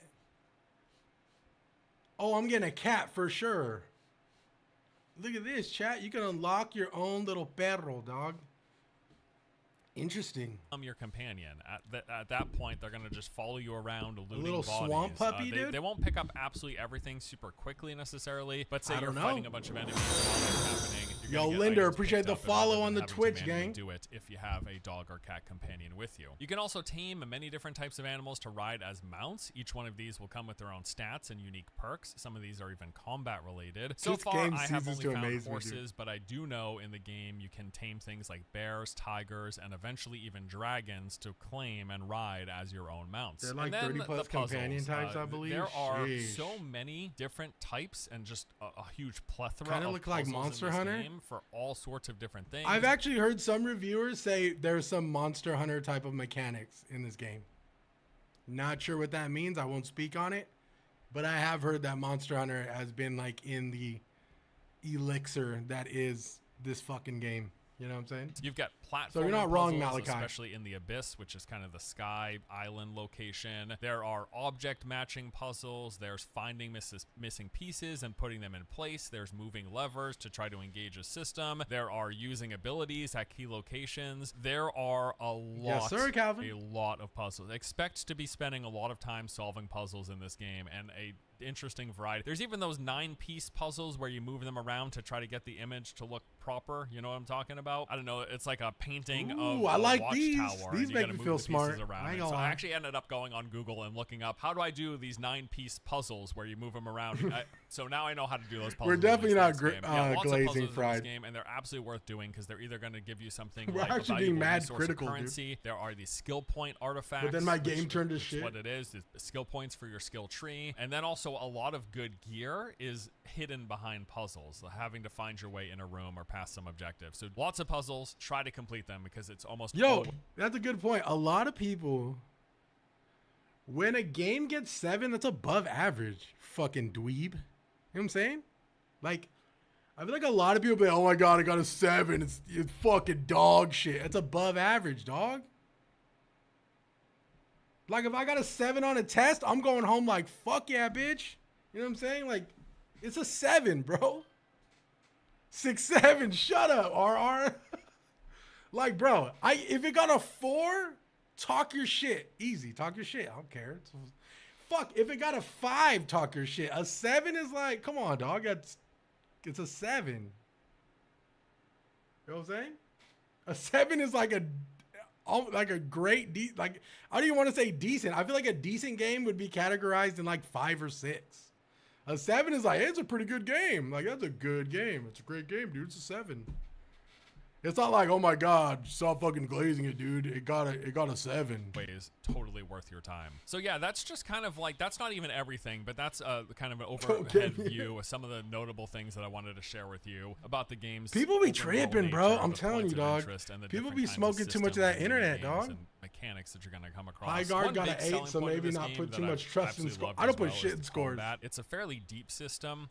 Or I don't know if deep is All necessarily the scores word. are At the very fucking least, it's got subjective, a dude. load of variety. There's probably actually far more options of how you can engage in the enemy than are even necessary most of the time, but I really like it for that fact. I went through and counted actually, and there's over 50 different types of attacks that you can do. It's 50 kind of different hilarious. types of attacks? So beyond all of the individual basic attacks, you know, you've got your sword and board or whatever weapon that you're using, because you can use a variety of weapons. Chat, not I just will sword and shield. show. There's a variety of Okay, weapons, after a this, variety we'll of watch the different variants that IGN you guy. can use. But He you've got played all your 100 basic hours light of the and heavy game, attack and he's still not combos and done. alternating between them. Like He there's was a 3 so attack harsh combo on it, chain dude. For light, 1 for heavy, and then you can change them, and then you can hold them both together. But then there's also all of these contextual abilities as well, where depending on the situation, what the enemy is doing, whether you're blocking, whether they adjust. No, big fat. Listen, I haven't played this game. I wouldn't even say I like this game. Like I said, dude, if I have not played it, I will not fucking talk about it. Yo, listen, I'll keep it a buck. Yo, appreciate the follow, Monty. I'll keep it a stack with you. When I play games on stream and my chat, people will come in and be like, hey, how is this game? I'll be like, I'm enjoying it, but I don't want to speak on it until I'm at least like 8 to 10 hours in. Like, I'm not gonna fucking go glazing a game I never played. Hell no. I ain't no fucking sucker, you know what I'm saying? But at the same time, like, you know, take anything you hear from anybody on the internet. Take it with a fucking grain, always. You know what I'm saying? Glaze the game if you want. The hype was real, though. In my personal opinion, I feel like the hype for this game did more damage to it than the actual flaws that we will see in this game tomorrow. Listen, and no matter whether you like the game or not, I think that the hype, okay, there's something very fucking, there's a double-edged type of perspective when there's a double-edged element when it comes to hype. Right? When something gets so fucking big and everyone's glazing it and everyone's super excited for something, all the fucking dweebs come out and they just want to be like the Antichrist for it. Because, you know, that's the cool thing to do, dog. Hey, everyone likes Crimson Desert. Guess what? I'm going on X right now and I'm fucking Twitter fingering it up, dude. This game's gonna be dog shit. Like, dude, the cool thing to do is go against what everyone thinks is cool. Like, I get it. You know what I'm saying? Listen. Do you, big dog? But all I'm saying is hype can be a fucking very, very potent poison. And I think personally that the hype for this game did way more fucking damage than any of the gaming mechanics or flaws or bugs we will see tomorrow. Dead ass. Point blank, period. Type shit. Whatever, all these variations. And then there's an entire system of kind of like wrestling where you can clothesline, you can drop kick, you can pick up and toss people around, you can kick them, you can roundhouse kick. I am a big believer in wanting almost all games to be successful. There's literally I want games to do good. I don't want games to do just bad. fisticuffs. And then that has its own variations of attacks as well. So there's probably actually many over 50 types of attacks, because I didn't even actually account for that whole second additional suite. The of homie Sun abilities Kaizen knows was good type shit. for shit, the bro. fisticuffs option. So yeah, there's a lot to the combat. It feels great. It's kind of there's a strange thing though where when you start out the game and you're just fighting off the hordes Right? of bandits, you feel like a god and you're just smashing. That's what I'm through hearing everything, too, and then you Byron. get to those boss fights and they're gonna and there's no middle they're gonna ground, wipe and that's you. what's wrong with Like, people. they are very, very. I think the first major boss I spent over an hour on. Yes, it there's was a guy. such, I'll play it after stark this. Contrast to the It's combat very- that was experienced. Where I was Watch, I'll show you right now. It's very apparent this guy loves the game. He likes it a lot. This boss battle in particular looks really, really cool. Where's the IGN guy? There's a dude. They did.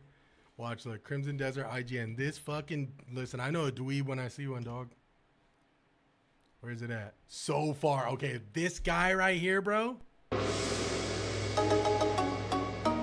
Yo, Linder, appreciate the wall. This guy right here, dude, who looks like the dude from fucking Smiling Friends, right? The old guy.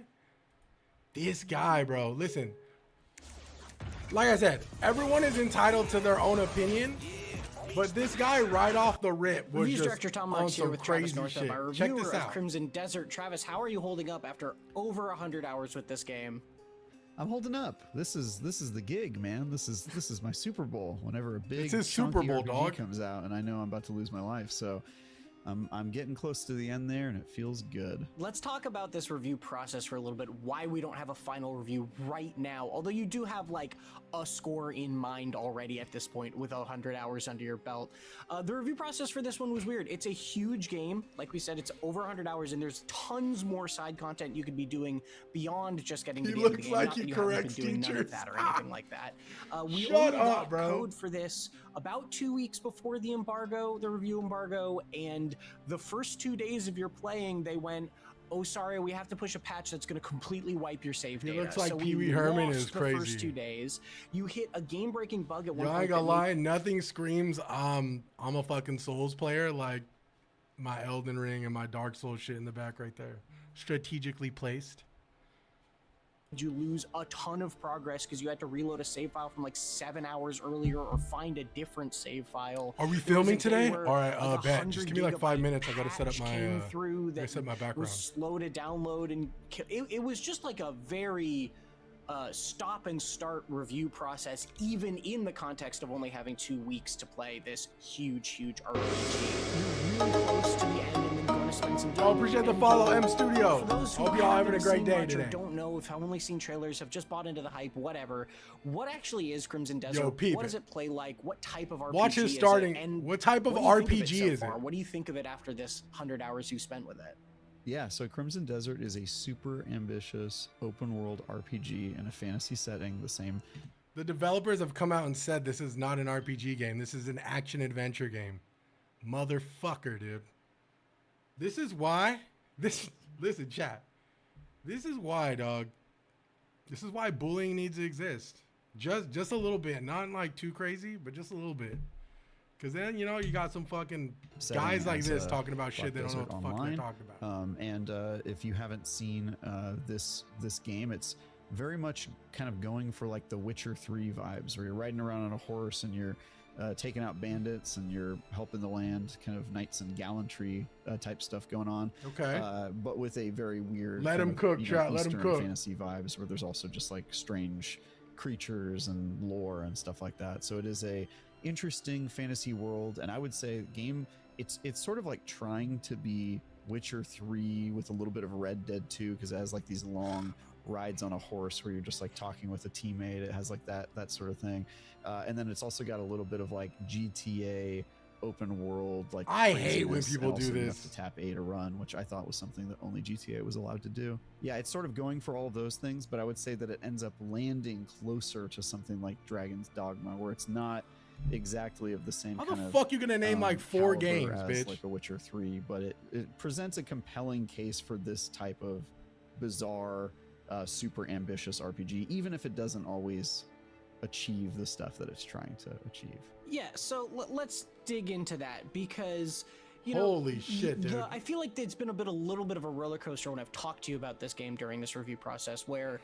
there's, it's sort of a rocky start, and then you find a groove with it, and then it just gets laborious at parts, and there's all these bugs mixed in there. So, like, what is it doing right? What is it doing wrong? Oh, I can't wait for this. What is it doing right? What is it doing wrong? Let's find out after this fucking ad.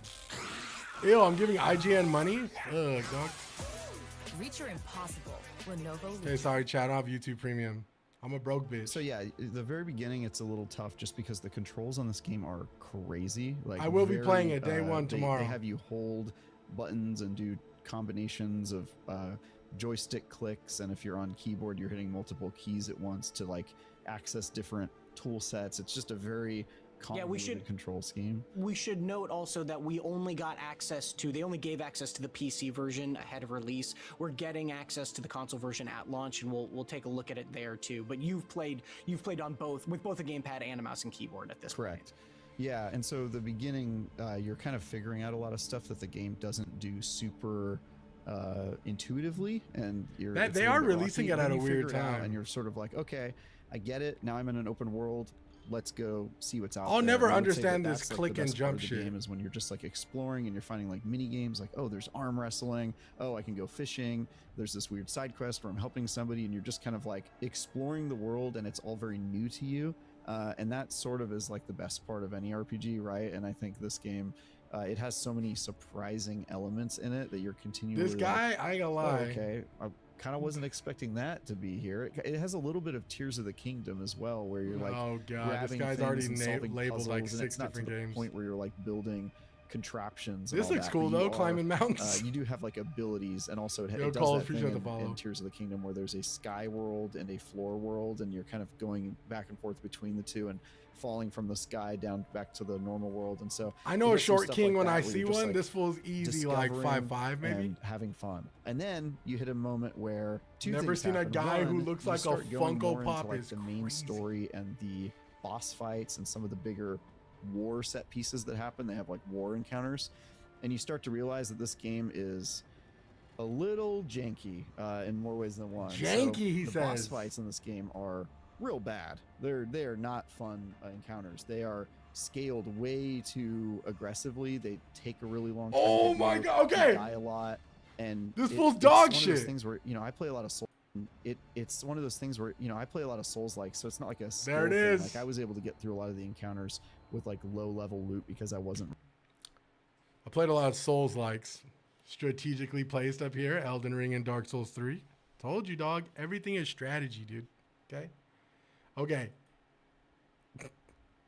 The encounters with like low level loot because I wasn't really focusing on leveling up my loot for a lot of the game. And also not a thing where you mind dying and having to try again. You're used to that. Yeah, I don't mind that at all. It's more that like the fights drag on for a really long time. They are way harder compared to the rest of the combat in the game that I would describe as like Dynasty Warrior-esque easy. It just goes like the complete other direction where you're just getting your butt kicked. 80% of the time in this game, I was unclear if I was doing things as intended or if I was brute forcing it. Like, there was a puzzle once where I was supposed to get up on top This of this guy thing is and do this tweaking, stuff, huh? but I couldn't find an easy path up it, so I did that thing in climbing games where you find like a little alcove that you're not supposed to stand Yo, on. but yo, then Wind, do are stand you really on gonna it and, pass like, on get it? your stamina back, and then you climb the rest of the way. And that's how I got up it. It like felt like I was cheating, and then it turned out He as far as played I know, that's 100 how you're hours, he supposed to get up claims, the yes. encounter. And so like I never knew if I was brute forcing combat encounters, if I was brute forcing puzzles, or if it was just designed for you to sort of. Yo, Lewis, appreciate the follow, Lewis. And it kind of seems like you are supposed to flood your way through a lot of these encounters, and it makes it feel real bad. That's distinct from Tears of the Kingdom and Breath of the Wild have a similar feeling where you're like, that am I supposed to be doing this right now sort of thing. But that game really rewards you for being. Okay, listen, I'm going to say something here, right? The reason why I love Gamer Ranks and the reason why I love Jake Baldino and Falcon is because they do a very beautiful job at like a compliment sandwich, right? Let us talk about some pros about the game. Also some things I didn't like. But what I did like, you know, besides that, right? Compliment sandwich is a very powerful tool when you review things. This to me, listen, and believe who you want to believe, but this is why IGN has lost so much fucking credibility, is because this to me feels like a smear campaign. They are talking, I mean, everything I've heard so far, and we are about like 6 minutes into this video is all been bad. Hopefully he switches it up right around this mark to like maybe get some good. Other than that, it just feels like a smear campaign. Like it just feels like the boss battles are bad. The exploration is janky. The controls are janky. There's too many combos. The bosses are scaled horribly. Like I have not heard one fucking good thing from this guy.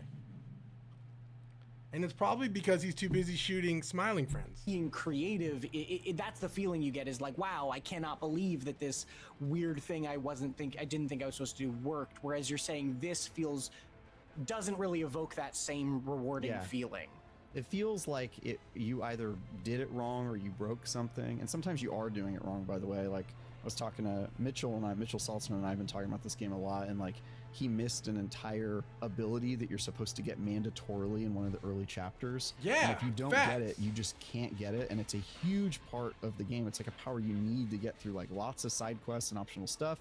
And you know, we have access to the developers during this period, luckily. And so he said, hey, what's up with that? Am I screwed? Is my file broken? And they were like, oh no, just beat chapter 9 and you'll get there.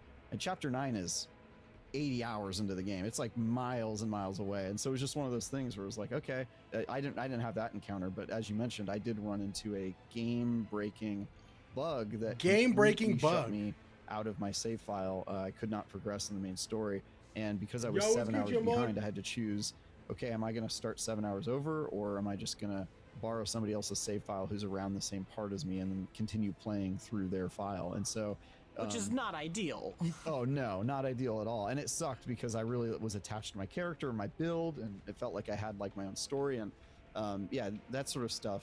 Between like the jankiness, like there are bugs, like weird stuff happens, quests break. Like, I haven't heard not one good thing. In the game where you're just like, oh man, that sucks. It really hurts. And then also just like the moment-to-moment gameplay, particularly in the main storyline, where things just feel very poorly tuned and off kilter and out of nowhere, between the unintuitive puzzles and the boss fights that just feel arbitrarily difficult, where you're not sure if you're supposed to be getting good or leveling no, up. Facts. No, I'm listening to what he's saying. Stacks of meat while you like chump your way through these. Like it's seriously. This fool's literally laughing, dog.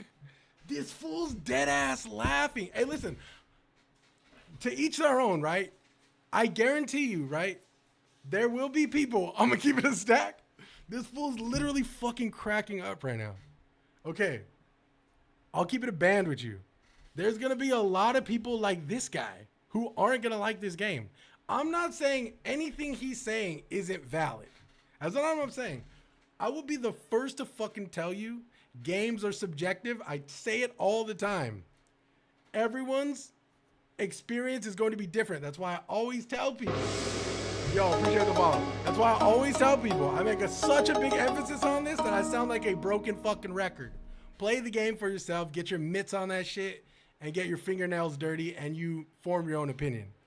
But like this shit right here, you know what I'm saying, bro? This shit right here, this motherfucker is laughing right now, chat. He's laughing.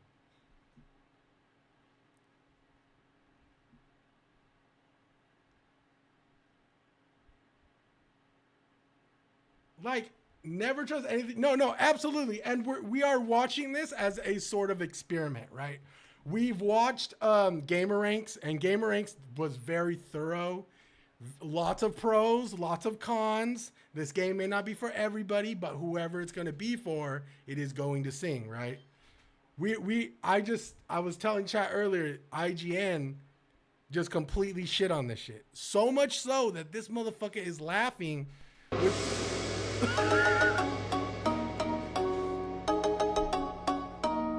This motherfucker is laughing with his hot Cheeto chubby fingers, dog. He got hot Cheeto fingers like me. Listen, he got those chunky fingers, chat. It's just a very weird game from top to bottom. And so this is unbelievable, dog. Very weird game. I do got fat fingers. So the longer I've played it, the more I've been kind of frustrated because I'm running into these issues and it's just sort of getting old. And one of those is that they just don't know when to end a combat sequence. Like the big war sequences, they go on for way too long, where you're like doing multiple steps. Like you have to carry around a flag and plant it while 80 guys are around you hitting you. And if one of them hits you, you drop the flag and then have to begin this long button mashing process to pick it up super slowly and move Sorry, it. Calvin, my bad, feet. dog. Like stuff like that, where you're just like, oh my God, I've been at this for 4 hours and I'm still on the same step of the quest. And it's just like, please let me out of this. I would say the description is the highs are quite high because they've done the super ambitious thing and they've kind of thrown everything at the wall, but the lows are really low. And it kind of feels like this game tries a little too much. It bites off more than it can chew. And ends up being kind of a jack of all trades and a master of none. Okay. Appreciate the follow, ASC.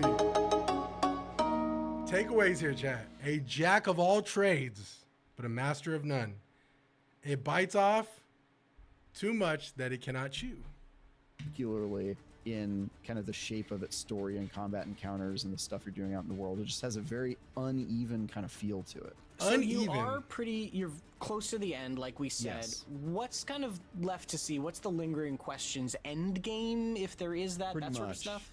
Pretty much, yeah. So I've tried to focus mostly on the story, which I don't really recommend. Like you kind of need to smell the roses in this game. It kind of forces you to be ready for the next part of the story. So Damn, Femdolf the you've White. done none of that, right? No, I have, and in fact, the game basically forced me to at one point where it was like, okay, I'm very clearly not equipped for this, so I'm just going to go back and do some other stuff and build your settlement and do side quests and level up your gear and kind of figure out the stuff there.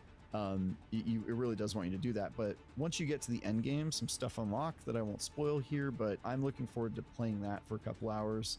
I really just want to finish the game because, as you know, part of IGN's style guide is we finish games before we write reviews, and even though this happens to be an enormous RPG that probably... Yo, give me this fool's job, dog. Yo, let me turn IGN around, dog. For Nobody real. should try to Get a finish in 2 Mexican weeks. in Like, that bitch, I'm gonna bruh. try to do that just so that I can speak from a completely informed Yo, Kevin, perspective you before I have put a the final score on it. Kevin, you have the craziest fucking name on TikTok I have ever seen in my life, dog.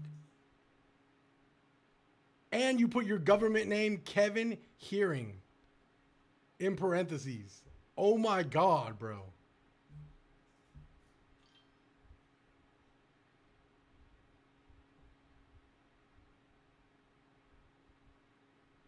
Skill issue is all I'm hearing too. So you've got a little bit more to see. You've seen a ton already. What do you, if you had to score it now, what realm would you be in? Obviously, this isn't official final Kevin, score. you gotta but still, change it that can still name, shift gang. if the end really I'ma keep it a saves buck or 50. botches it, or the end game is truly amazing. Whatever. But like, Yeah. what realm are you in right now? Yeah, it can always change, and I try to keep an open mind during these things, but after 100 hours, I really have some opinions about it. And and I have a lot of them, right? And so I'm going to be writing my review in progress later today, as at the time of this recording. But my overall thoughts is like it tries so much. It's a technical marvel, which we haven't really talked about, but like it just looks absolutely stunning and performs surprisingly well. He's saying something Technical positive. marvel outside of all of the game-breaking bugs. Yes, the game-breaking bugs. I mean, technically, like frame rates and the way it just looks pretty throughout. Yeah, Performance-wise, shut yeah. your bitch Performance-wise, it looks ass. Why good. am I getting mad? But, Stupid, it like, ain't my game. The stuff that it does bad, the lows are just really low, enough for me to have trouble recommending. It's a technical this game, marvel, especially dude. like if you're going and looking for Witcher 3. Like, man, I have this no is not idea. it. Like, it's closer to. I have no Two idea, Worlds Sauce. 2, which, by the way, is a game that is really janky and uneven, but a game I also had a lot of fun with, and I've had fun with this game. But I probably am going to be looking at like the 6 range for this. Okay. I think it falls short of me being able to like soundly recommend it with a 7 as like a good game. I would say it is an You okay see that shit, game. Like, Spooky? it does the stuff that it does. It does. This fool literally said, I had fun with the game. Bitch, you just went on a crazy fucking like smear campaign with the whole fucking game. I did not hear 1 ounce of fun from everything that came out of your mouth, dog. Yo, stand on that shit. Listen, see, that's my problem, bro. People don't stand on shit enough.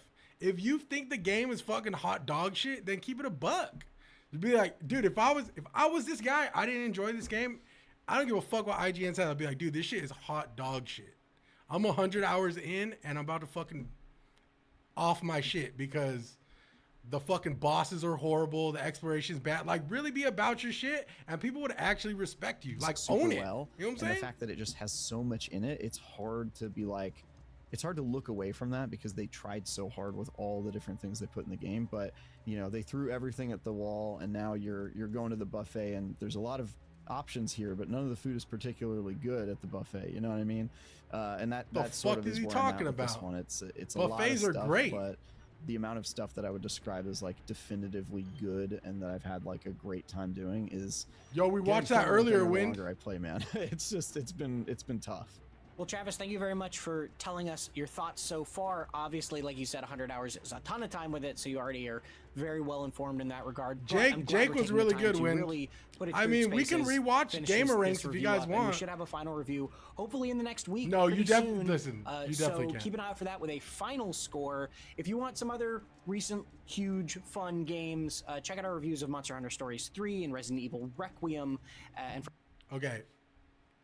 I am going to take advice out of my own book, right? I will stand on everything I say. Though I know we don't like IGN here. Everybody here agrees that was a pretty listen, there is like being biased, but there's also just having terrible takes and like terrible approach to like a video game. This guy pretty much harped on everything that bothered. Okay. This is why IGN is bad. This guy harped on everything that bothered him. This was a very selfish type of like review of the game, which is okay. I mean, it's still valid because that's his experience. But if IGN was actually good at their job, they would maybe mention how this one guy's experience may be different from other people's experience. You know, that's all I'm saying. Like type shit. Like, but I digress. We're going to watch Luke Stevens now. Luke's been pretty fair about everything. He's great. He really liked the game, but he's also, what the fuck is this? I'm just going to cut straight to the chase. Crimson Desert is one of the most remarkable games I think I have ever played, and I absolutely adore it. At this point, more than 60 hours in, probably more by the time this video He actually played it for goes 6 up. hours It's far from at the 100 perfect, Thieves but headquarters in I Los Angeles. am so thoroughly impressed with it. I think its strengths far outweigh its weaknesses. It is massive, it's complex, it's unapologetic in its lack of yellow paint and hand-holding, and it's filled to the brim with systems and ideas that keep you engaged for no doubt hundreds of hours. A little That's why I glazy, titled but that's this a work okay. in That's his progress review, experience. because even now, more than 60 hours in, I still am probably 2/3 of the way through the main story, and God knows what percentage of the way through the open world activities. I haven't seen and the side Fextras yet, content, Brandon, and but that's I am because privy to the side Fextra. activities and the exploration is so thoroughly engaging. I find it difficult to focus on the main story because there's just so many secrets to be found out in that Okay. open world. It's so compelling that I just want to get lost in it, and the game makes it easy to do that. At this point, I'm not totally That's a sure how flex. long it's going to take me to roll credits, but I wouldn't be surprised if it's well over 120 hours based on my current pace of progress. Yeah, everyone which has a, is like I said, wild. everyone's Another way to perspective is say this different. is that right? it is exactly what it appeared to be in the trailers, for better and worse. And that means that some people are going to love it, and it will be their favorite game of the last decade. But others will find it willfully obtuse, confusing, and difficult. In this video, I'm going to explain to you what it is, how it works, no spoilers, of course, using footage from the first probably 30-ish hours of gameplay and the first couple of regions. So don't worry, I'm not going to spoil anything that I would have liked to experience myself with a first look, okay? So I'm going to be sensitive to those of you who are really excited and don't want spoilers, okay? I get you. I feel you, okay? I'll take care no of you. problem, But to put gang. all of this really simply, Crimson Saw Desert some reviews makes me saying feel it's like got a kid AC again, Mirage playing combat. Skyrim in my mom's basement. It's that sense of endless wonder and opportunity, the idea that you can look anywhere in Zaddy this Luke. massive world and there's going to be something for you to find, whether it's in a cave, under a waterfall, or tucked up in a tree that looks weirdly flat at the top. In a word, it's freedom, this sense of endless possibility. And that's what Crimson Desert really nails. And that's what I love about it. But some people, I'm sure, are going to be frustrated by how open-ended it is. Maybe how me. unguided Quite the game possibly can me. feel at times, and how little it holds your hand. Crimson Desert basically gives you a pretty robust series of tutorials and walkthroughs for the first 10 to 15 hours. That means it's going to be probably a rough onboarding process for a lot of people where they're just learning how this whole thing works. Okay, that's the second person apart from Jake Baldino and Falcon, or I think it was just Jake, who said that the onboarding for this game is going to be a little rough. Okay, so just that there's two people that I kind of have at a pretty high regard. They both kind of said that he said 8 to 10 hours is a little rough. It's going to be like tutorials and how to do this, so on and so forth. So we've heard that twice now, so we can almost expect a little bit of that, right? Yeah, every 2 hours is a tutorial, calling it now. But then it opens up and lets you start exploring freely. And dude, I got lost. Like, so it doesn't truly open up lost. till after the 8 or 10? I spent like 15 hours just wandering around, having an awesome time. I found a puzzle that I literally used a note card Yeah, to graph it's true. out JB's which right. ways Some these people pillars like move, tutorials, when I some use people this don't. wheel versus that to solve the puzzle. I got fully immersed and I loved it. But I Okay. think that is exactly the kind of feeling that some people are going to hate. They're going to want It's true. the pop-up with the orange arrow pointing where to go and what to do next. And that's just not what this game is. And I love it for that. Some people will hate it for that. But that sense of exploration that I love so much is precisely why it makes me feel like a I'm kid used again. to long Just like back tutorials, in the yeah. day when you're playing a game like Skyrim as a kid, there's going to be things that leave you confused. There's going to be puzzles that you struggle to get through. There's going to be moments where you need assistance from an older sibling, or God forbid you Google something. And I think that that is actually where the community It of Crimson sounds like it's a Desert is little bit really going longer. to carry it across the finish What? line for a lot of people. As I've been reviewing this, I've largely been on my own. There has been a Discord server for us to access like technical support if we have problems with the game or if we have bugs to report and things like that, but we've largely been on our own to figure this out. But I would imagine once the game launches and the community starts Yeah. helping each other, I was thinking about you, solve Wind, when I puzzles, first discover when secrets, Jake figure out said a it. cool way to take down this boss or access this castle early, I think this game is going to get elevated to a whole new level. And it seems like Crimson Desert has been designed from the outset with that community-led. As a mom with small Okay. kids, a reliable dishwasher that actually makes life easier. What kind is of a Best Buy must for my commercial is this? family. The fuck? focus Okay. in mind. Specifically, the Okay. If Windboy says something quite interesting, I always bring this up because not a lot of people like tutorials. Not a lot of people like a long onboarding process of a game, right? If I got to play 8 hours to be able to go off where I want, that's got to be a deal breaker. Many people will feel that way. I personally think. I hope that the tutorial or the onboarding for this game is a lot more seamless than Kingdom Come Deliverance was. But I'll keep it a bug with you guys. I think this is what I don't agree with, and this is what I don't like about the whole marketing campaign for this game, right? I think they emphasize a lot. I mean, granted, they want the game to sell, so of course they're not going to emphasize flaws. But I think a lot of people got blinded by like how amazing the combat looks and how awesome the exploration is, and it's a technical marvel, and the drawing distance is just so impressive. You can see a tower off into the distance, and you could go all the way to that tower, right? These are all flexes. I agree. They're great, but not a lot of people like that shit. And it's true. And it doesn't make you a better gamer because you don't prefer yellow tape. Like, that's not... Listen, take that dweeb shit somewhere else. Is dweeby. Just because some people prefer yellow tape or prefer a little bit of like a guidance through games doesn't make anybody none the lesser of a better gamer, right? It's just all preference at the end of the day.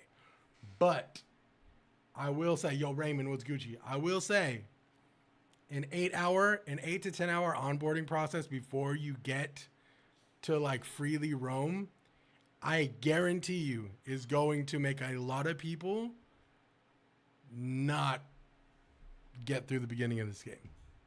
Listen, people complained about Red Dead Redemption 2, and that was a 2-hour intro. That's all I'll say.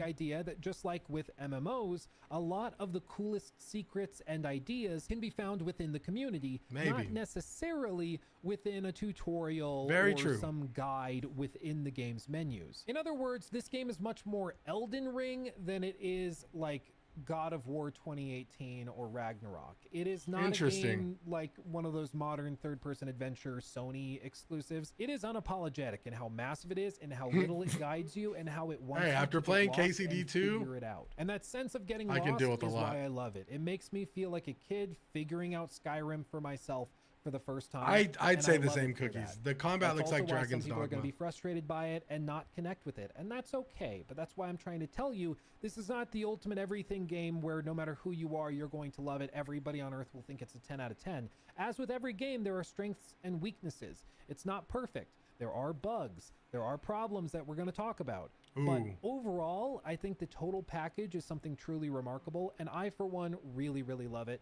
And if I could be playing it right now instead of filming this, I would be because I love it. I may or may not have it booted on my computer. Yo, this right was now, a waiting to get vampire. back in. Let's get into the specifics. Oh, he a of it. vampire, The I first think. thing I have to say is that the map of Crimson Desert is freaking gigantic. It truly is massive. I know a story started going around in the last few days about how Digital Foundry tested the game and they walked from one. Interesting. Imagine if you're a casual gamer who games 1 hour a day. It takes 8 days to get through the tutorial. I mean, shit. Some people can only play games for a certain amount of time, chat. Some people work 9 to 5s, and once they get off work, they have like 3. Okay, they have like no. This is a real situation. Some people get off of work, have full-on families, have lots of commitments and responsibilities. Could you imagine excited to play this game, and they put you through a sequence of tutorials for the first 8 hours of the game, and all they have is like 3 hours to play? It's tough, bro. But this is, I mean, I know we're kind of nitpicking situations, but it's a real world situation, dude. Not everybody's situation is the same. You know, not everybody could like sit down and just fucking grind 8 to 10 hours of gameplay. You know what I'm saying? Like a lot of people got shit going on. Nothing about the trailers made it look like a game for casuals. It's true. No, I don't know about that, Wind. I think the combat was pretty fucking... I think the combat was pretty baity, dude. The combat looked good. I mean, for any casual gamer who saw that combat, they'd be like, ooh, this looks cool. The combat's so dope. I want to buy this right now. Maybe like not like the exploration or like the puzzles, right? But the combat. I feel like a lot of people, like, I'm not going to say they're pea-brained, but I think a lot of people find one thing they really like and then they're like, ooh, I'm getting this. The combat, dude. The combat fucks. I'm buying this game. You know what I'm saying? I get in 1 hour a day, broski. Adulting is real. Barnacle boy. Hey, listen, I'm speaking for y'all, man, for real. Like, am I a terrible person that I never think of a casual player, nor does it affect my experience whatsoever? No, it doesn't make you a terrible person. But I mean, there are different gamers, right? There's people who can fucking sit down and grind games for like 8 hours. I've done it. My fat ass has streamed. Dude, when Ghost of Yote came out, my fat ass streamed for like 9 hours. I loved that game, right? But for like most people, they can't really, you know what I'm saying? Most people can't, you know, they got shit going on, bro. You know, most people can't sit down and like knock out the whole tutorial. So I fear that might steer people away. I'll be honest. I got to sacrifice sleep to play this game. Yeah, type shit. Yo, Isaac, what's Gucci, gang? Imagine trying to be a gamer, see responsibilities. I'm in school. Yeah, no, dude. When I was in school, I literally sold my fucking... I think I sold all my shit because I couldn't even play it. I was so busy. Area of the map to the other, and it took yeah, them fuck 4 sleep, let's hours grind. to get Gonna be there. 9 That does hours not in surprise me CD at and all. not I done would with the imagine if you're tutorial. going Max from gonna one rage. corner I of the might map to the other listen. corner of the map. It's probably going to take you twice Maybe that amount of time. That is, if you're walking and exploring and seeking things out to distract you. There seriously is a ridiculous number of little secrets to find. You guys saw little me almost quests rage to on Kingdom Come stumble Deliverance onto, 2. And the game is pretty well built out to encourage you getting Yes, lost for West like Coast, that, for to Pacific encourage that Standard, it drops at ADHD, 3 p.m. ooh, piece of candy mentality. It's also beautiful to boot. It is ridiculously gorgeous with the sheer volume of foliage. Let me rewind. complexity that I does missed not what he surprise said. me at all. I would imagine if you're going from one corner of the map to the other corner of the map, it's probably going to take you twice that amount of time. That is, if you're walking and exploring and seeking things out to distract you. There seriously is a ridiculous number of appreciate the follow, Joshua. Stumble onto, and the game is pretty well built out to encourage you getting lost like that. Appreciate the follow, Mello. It's also beautiful to boot. It is ridiculously gorgeous with the sheer volume of foliage, the complexity. Appreciate all the follows, gang. At any given moment, the sight lines and distance you can see, and it runs all of this quite well at the same time. Damn, DJ Auntie, appreciate the follow, y'all. Damn. What you see in this video is at cinematic quality. It's a looker, but even on lower quality settings, it runs remarkably well. I wasn't able to get it. Yo, appreciate all the follows, gang. Fuck, I gotta rewind it now. I can't hear jack shit. Appreciate the follows. Holy fuck! It's a looker, but even on lower quality, the game through on cinematic quality, and all of the footage you're gonna see in this video is at cinematic quality. But even on lower quality settings, I might have to turn this shit off, dog. I wasn't able to get it. Thank you for the follows, Dwayne, Randy, Cookies, John.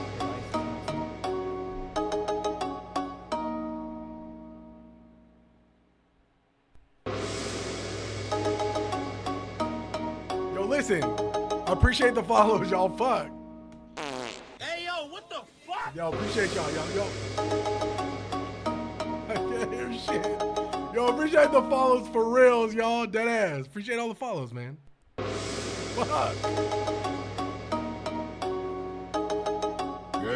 Okay. Once I heard that sound effect, I had to fall. Yo, appreciate it.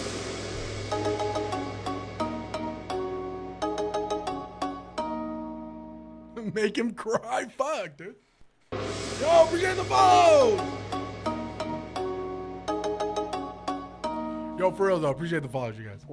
But I was able to get it running on my Legion Go 2, and I actually played it. This fool played it on the Legion Go 2? Trip last week. Damn. While I was flying over Iceland. Here's a little clip of that, so you can see that where I'm actually playing it while at 38,000 feet above Iceland. It's really impressive. That Chat, I'm not racist. I know that is a gong and a little like I'm Chinese.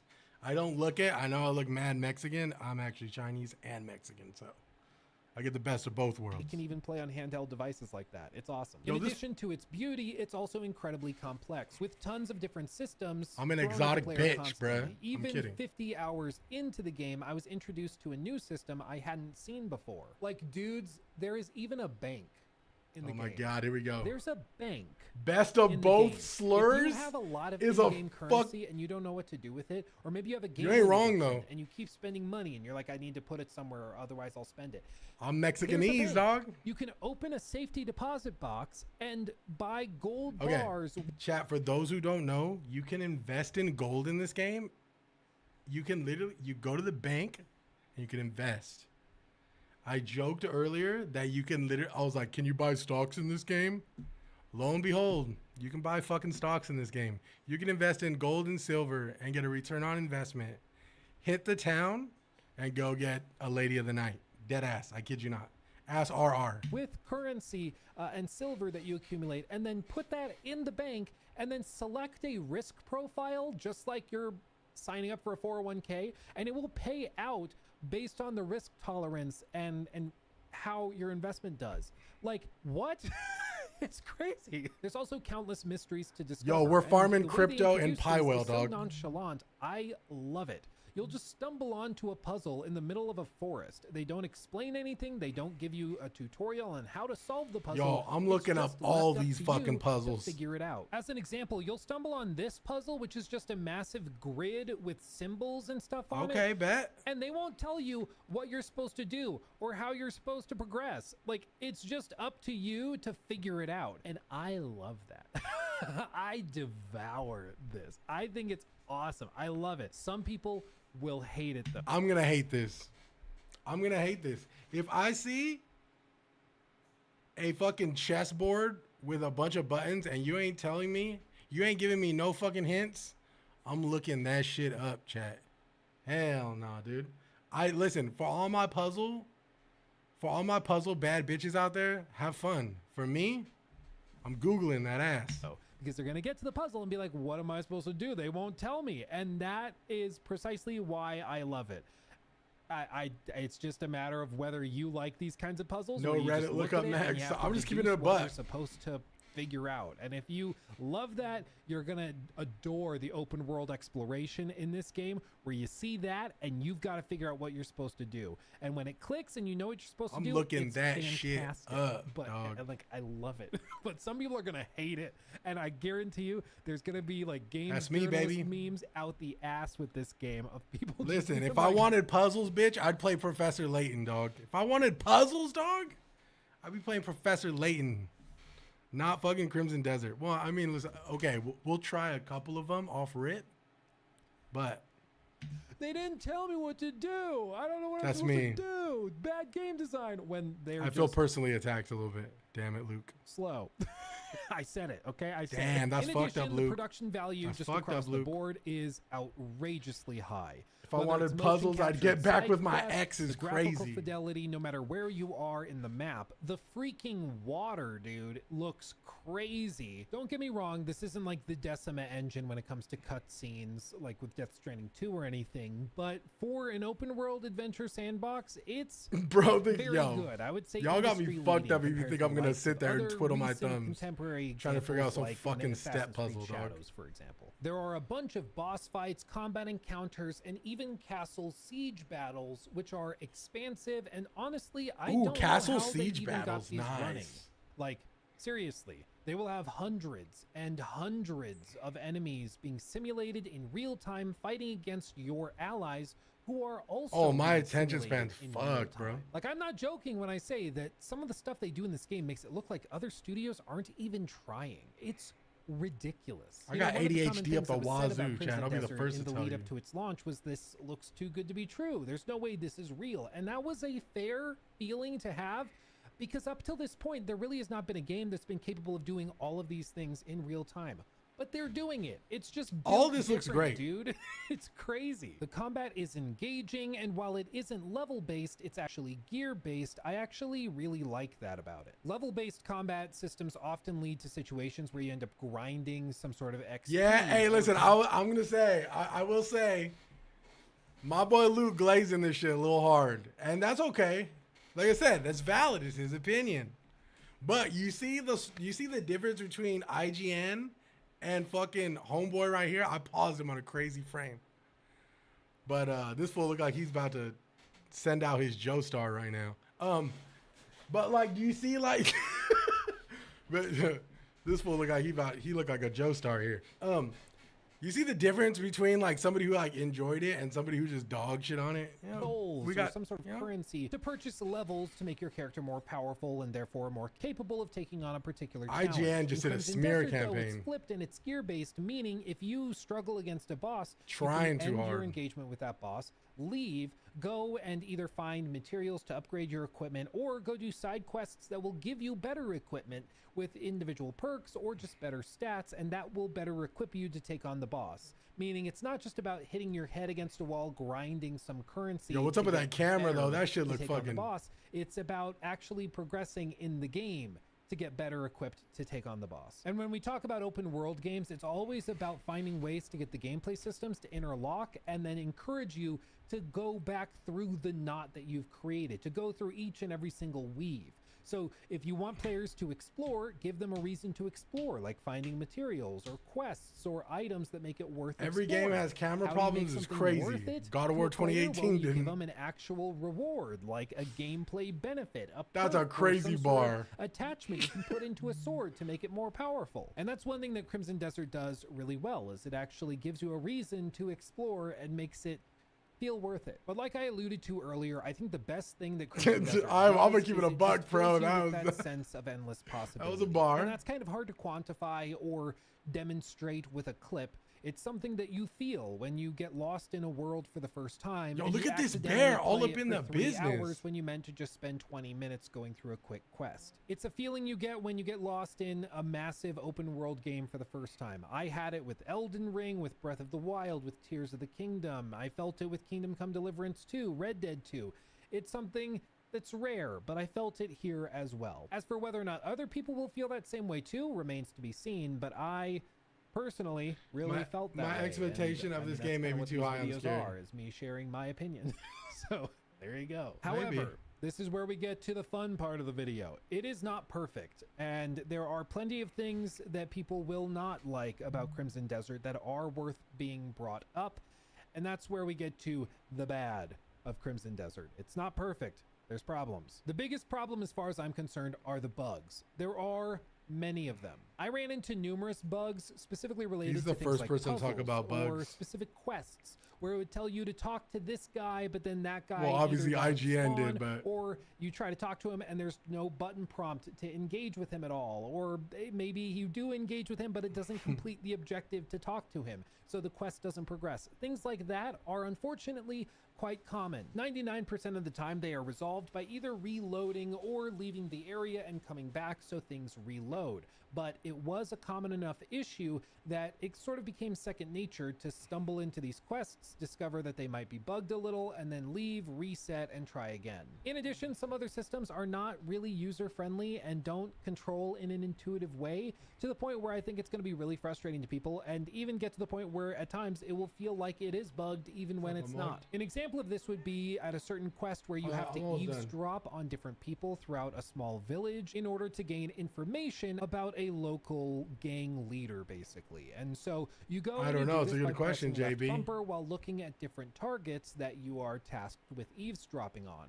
This will usually lead to Cliff leaning against a fence post or something to listen to them covertly. However, there's this moment where you are expected to eavesdrop on these two ladies. The game tells you roughly the area where they are, and you figure out pretty quickly that these are the two ladies you're supposed to eavesdrop on. What the game wants you to do is to go and stand within like a 2-foot window outside of the building and listen through the cracks in the wood. What? However, it's not intuitive. You have to break some stuff to get access to that spot. That is and all the weird. previous instances of you eavesdropping, of which there are, I believe, 2 in the entire game up to that point, you are It's Luke standing in a Stevens. clear line of sight with the target. So you don't think that you can listen through walls until you just happen to stumble outside in frustration and press the button and it works. There's many instances like that where you're like, is this bugged? Or is this a feature? Like, am I doing something wrong or is it bugged? And you don't really know because the bugs are so prevalent.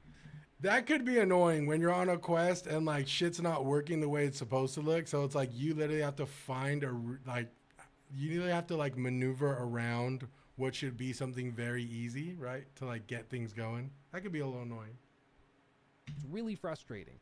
And it's one of those instances where I think when the game fully launches, it won't be that big of a deal because some people might get frustrated my and be wife's like, home, I'm just so gonna look we're it gonna up. go to the They store. look it up and see, oh, I'm supposed to stand there. Oh, okay. And then it's not a problem. For me, I spent like 20 minutes walking around this stupid building trying to find where I was supposed to stand to trigger the LB button press. And I will say, the quest. It was really annoying. I will say bugs are warranted. Listen, I mean, that's just the way of the game now, you know? That's what pre-patches, that's what day one patchers are for. Like that, they'll fix that shit, right, eventually. So, but just, you know, just because it's a bad bug, not a deal breaker, you know? That's kind of part of the course with games these days. In that same vein, there's also countless other systems that are introduced and then forgotten for hours upon hours upon hours, sometimes even dozens upon dozens of hours until you see them again. Whether you look at something like the eavesdrop system, which you use very, very rarely, or all of the countless systems built up around the settlement system. As you saw in some of the trailers, there is a settlement system where you can assign free swords to do things for I'm so local, interested to see the overall dignitaries or majority for of what people faction think of leaders this in game. certain I'm areas of the excited to map. play it. You I'm basically so tell excited. 2 of your guys to go help build defense. You two go and defend the castle. You two This go looks and like it deliver could be the new grain, or help Assassin's them harvest Creed. this or that. I've And it heard gives some you Assassin's currency to Creed, upgrade your base, and it's something free for the references to end this game. But there were numerous times where I would engage with one system. If they could fix Cyberpunk, for they could that fix everything. Cookies, that's a settlement, bar. and You're then right. never touch it again for like 30 The real hours. question is, So by the time the real question is, how long are people able to stick around, you know, before they actually start fixing? Depending, like, we don't really know, like, the extensive or, like, how damaging some of these bugs are, but it really depends on how long people are willing to stick around for those bugs to be fixed. I have, in no doubt in my mind, I think there will be a big cult following for this game, and I think a massive community will develop around this game, so much so where it's like people are going to be in discords and helping each other out with puzzles and finding certain treasures, and you know what I'm saying, like the world is so massive, it almost paves the way for like community type of like building, right? And I that's why I think this game is going to be huge. So I think they won with that whole aspect, but I will say with the whole onboarding being 8 to 10 hours and then now like these sort of bugs, it is definitely going to do some damage to the casual player that didn't do enough research on this game, that is going to jump into this shit and is going to be like, what's going on? Like, this isn't what I was, you know, this isn't what the doctor ordered, you know, type shit. So if I see it again, it's like I've played an entire AAA game in the space of time between when I used that system last, and that leads to situations where you're probably going to forget how certain things worked or how you're supposed to engage with certain things. It's an artifact of the game being freaking massive and having so much going on. No facts. It did happen Simone, have you played many Black Desert? times I've never where I'd be played like, Black Desert, "Oh, but I am yeah, excited to play this game." That was a thing. I could grab things and put them in this weird pot. I forgot about that. That was 40 hours of gameplay ago. Anyone and that will would rather happen play Skyrim. many times. I haven't because the game is finished just so Skyrim. massive and there's so much going on. I think this will also lead to situations in puzzles where people will forget that they have access to certain things that the puzzle may require of them. They may forget that you can tap RB and triangle to do a stab attack, which is actually how you engage with certain rotatable pillars for puzzles. Releases tomorrow. Basically, Yes, there'll be tomorrow moments where, we'll like, be you able to have a play around pillar 3 and you need to p.m. stab So it your with boy your will be sword, on. and then it opens up the ability Tomorrow, to 3 rotate p.m. it. At least for But Pacific if you Standard. don't happen to use that in combat, you may not realize that you can do that. And so you'll get to this puzzle and be like, This fool Patrick said this fool sounds like Jordan Peterson, dog. Shut the fuck up, dude. Oh my god, I'm never gonna unhear it now. Okay, I ain't gonna look. how do I turn it? I don't know. And you'll just get frustrated. Might have There's to punch many that dude things in like another that. setting. In addition, there are many times where you'll go through streaks of quests which are fantastic, really high effort, executed wonderfully. They have boss fights at the end, and they rival anything you see in other AAA open world games. But then you'll reach a quest that is so bafflingly terrible, it'll make He you hasn't wonder if told us to anybody clean our playtested room it yet. at all within the studio at any point in development. Again, I'll point to that eavesdropping quest because I think it's a good example, and then I don't have to show you more than one quest. But that's one that is like bafflingly bad. Like I said, you have to eavesdrop on different targets to gain info about a local leader of a gang, and that gets you access to their underground bunker to progress the story. You talk to one individual guard that's outside of the bunker, I touched and Black he's Desert, the but one that didn't get decides deep whether into or it. not you're I hear allowed to Black go Desert's to their com- boss. He basically has combat a key is that really opens the fucking door, impressive. and the only way you can get the key is by Oh, convincing yes, I've him seen you it. are to be trusted by gaining information from Yo, those Rob, what's eavesdropping Gucci? targets. However, like, speaking with him is so bafflingly stupid, it's amazing. Like, serious, I have no idea if anybody at the studio tested it at all. It's shocking. Like, it's unreal. You talk to him and he'll have a series of lines of dialogue. I won't get too specific for spoilers potential, but This is then you have Crimson. the option and it prompts you. Crimson tell the Desert. truth I was about to call it or Crimson lie Come about Deliverance, what? dog. Tell the truth What about the what, or fuck? lie about what? It's Crimson I don't know. Desert. You press the button. It doesn't tell you what Cliff said. It just goes, if you tell truth, he's like, okay, well, stay out of trouble. And then the dialogue ends, and you're like, what? Okay. And if you lie, you can select lying with information you gathered while eavesdropping. So I guess you're lying by pretending that you know that stuff, I guess is what it's supposed to be. But at one point, you'll tell him a lie, and then he'll be like, okay, well, I still don't know if I can trust you. I'm not joking. Crimson He says, Come Deliver. I need to get approval for this. Wait here. Which I feel like in English indicates that he's going to leave. Shut Wait up, here. dude. I'm going to go see if I can get you approval to go meet the boss. He doesn't leave. There's no state where he leaves. He stays there. I think at one point in the quest, design or in development, he was supposed to leave and go check with the boss Yeah. and then come back and give you the If you guys are concerned about like using the bathroom when you're like trying to like get 100 hours when you're gaming, my recommendation, just Winnie the Pooh it, right? So like Winnie the Pooh it means like just like don't wear any, you know what I'm saying? And then just like wear a diaper when you're playing like you're trying to put some hours into a game, just Winnie the Pooh it, and then just doo-doo when you need to doo-doo. And then once you're done with the game, that's when you just throw the diaper away. thumbs up. But it doesn't happen now. I reloaded this multiple times and he just never leaves. It actually spawns an additional objective elsewhere in the village where you need to go and eavesdrop on those two ladies in the shed. That gives you the name of the gang boss so that you can come back and get approval to go down. Wait, y'all aren't doing that anyway? I'm hideout. kidding, But bro. if you Because, listen dude, to the TikTok chat's talking about diapers and shit. People are like talking about like playing for 100 hours and just not going to the bathroom. So I was just fucking trolling. Guard, you would think he's gonna go and do Acting something. like So we you don't think do that. it's We know the bugged, method. and maybe it is, but this is the problem with like questing bugs is that when they happen randomly, you don't know if you're Just gotta encountering Winnie a the Pooh bug it, dog. or if something's working the way it's supposed to, and it's just bad. In this case, it's just bad. It's not bugged. It's just bad. And so there's going to be times where people run into this and like, what is going on? What am I supposed to do? And it's just unintuitive. But that's what's really bizarre about Crimson Desert is you'll go Shit from bucket one is quest crazy. that's phenomenally well executed, that has motion captured characters, voice acted scenes explaining everything. I and was it's not excellent. expecting voice acting. I am glad that they got the voice acting, like legit. I was not expecting that. Like, I'm really excited for the voice acting and stuff. Did very, very well. And then you'll run into something like this, which would be unacceptably bad even in a mobile game. And to be fair, these moments are not that common. I can think of probably like 3 or 4 off the top of my head throughout the first 60 hours of gameplay, but that's still Yeah, just put a your whole lot, setup on the you know? toilet, It's dog. still more There you than go, you dog. would hope for. In You wanna addition, be a the real inventory chud, system is bro? incredibly difficult to navigate with a flood Just of put the items whole in PC early setup game in the that you bathroom. don't actually need and that you can throw away.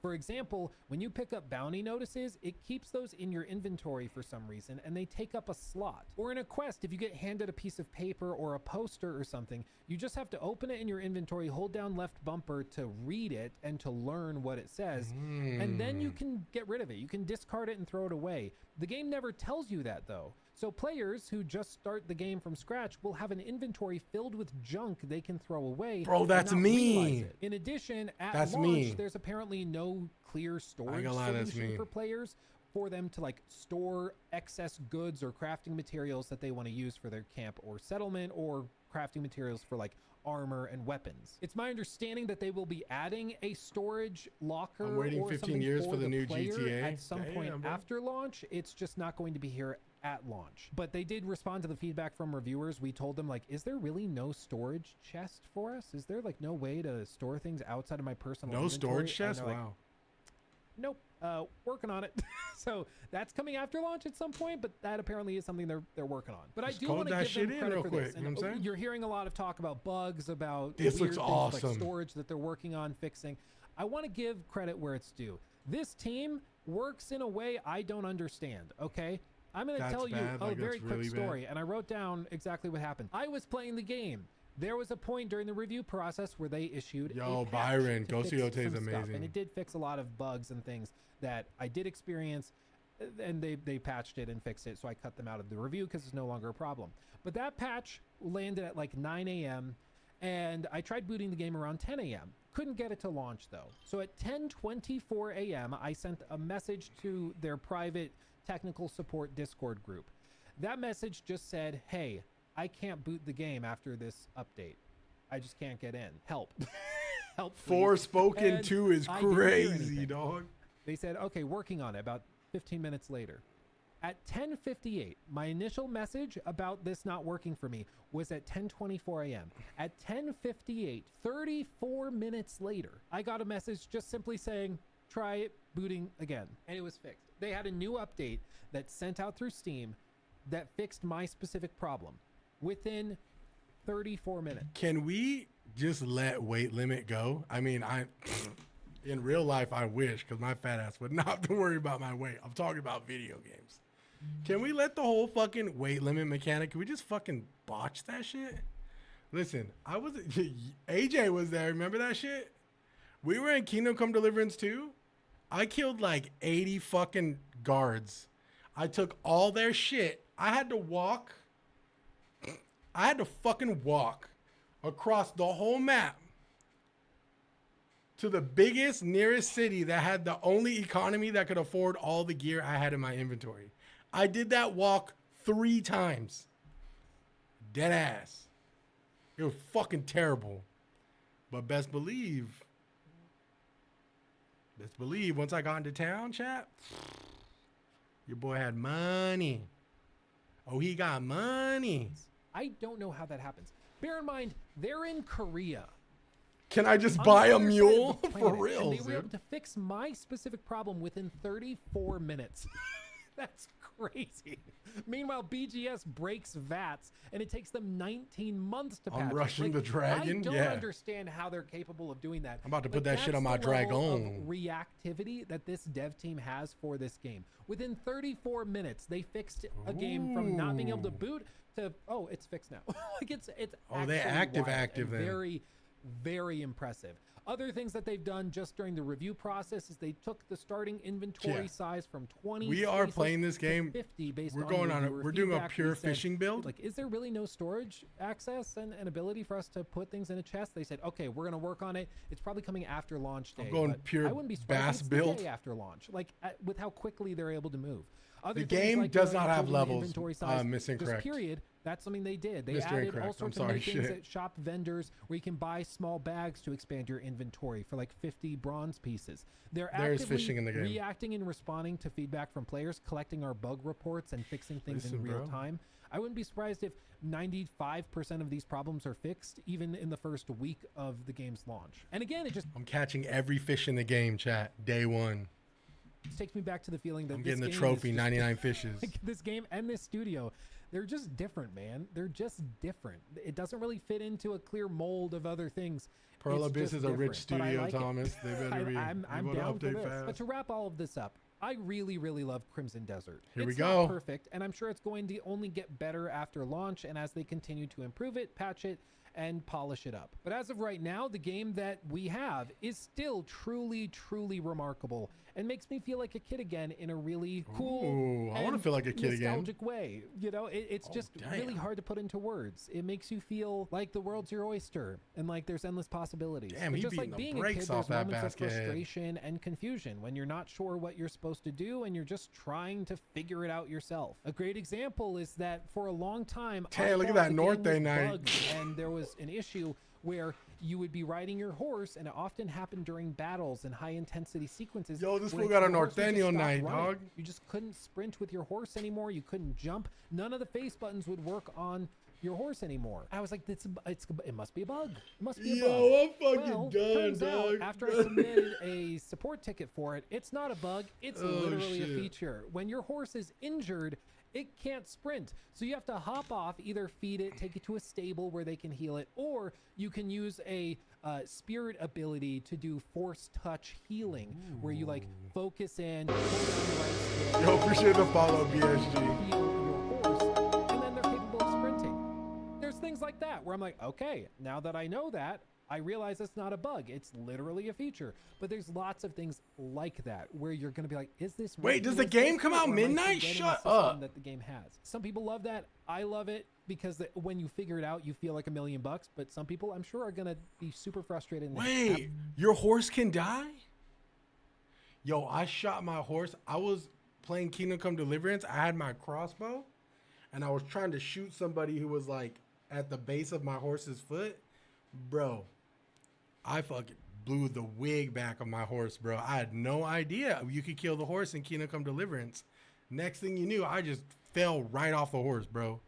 Arrow straight to the back of the domage. It was crazy. The horse will stop moving if it's sick. Wait, horses get sick? I'm not listening. 5 p.m. Central Standard. No, yeah, it's not coming out midnight, bro. I keep seeing that come around. Can we go pick it up at GameStop at midnight? We got to get in line, bro. Well, even if you pick up physical copies, you're not going to be able to play it until it drops. The discs, the physical copies are locked.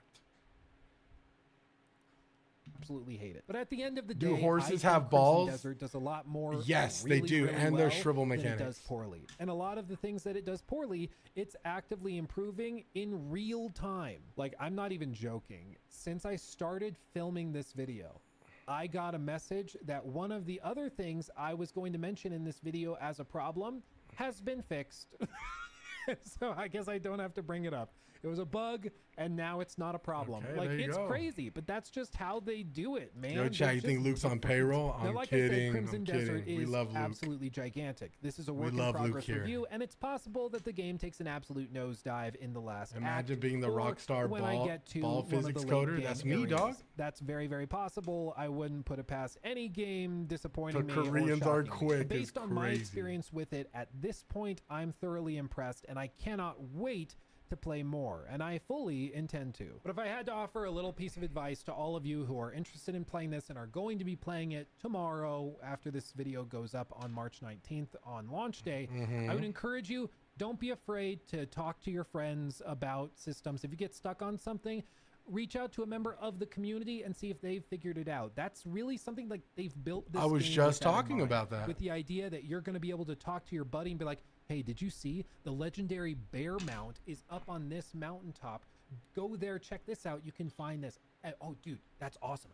I found that there's actually a legendary horse mount over here that has crazy levels of stamina. Really? That is, I think, what they've designed this game with that in mind. No, think no, that's what I they swear to want God, I players didn't. To do. They want them to engage I with did. each other. They want the community Yo, to help. me and Luke are just tight like that, dog. I'm hitting Luke up like, yo, dude, you see the legendary ball sack bear mount on top of fucking Greatness Isle?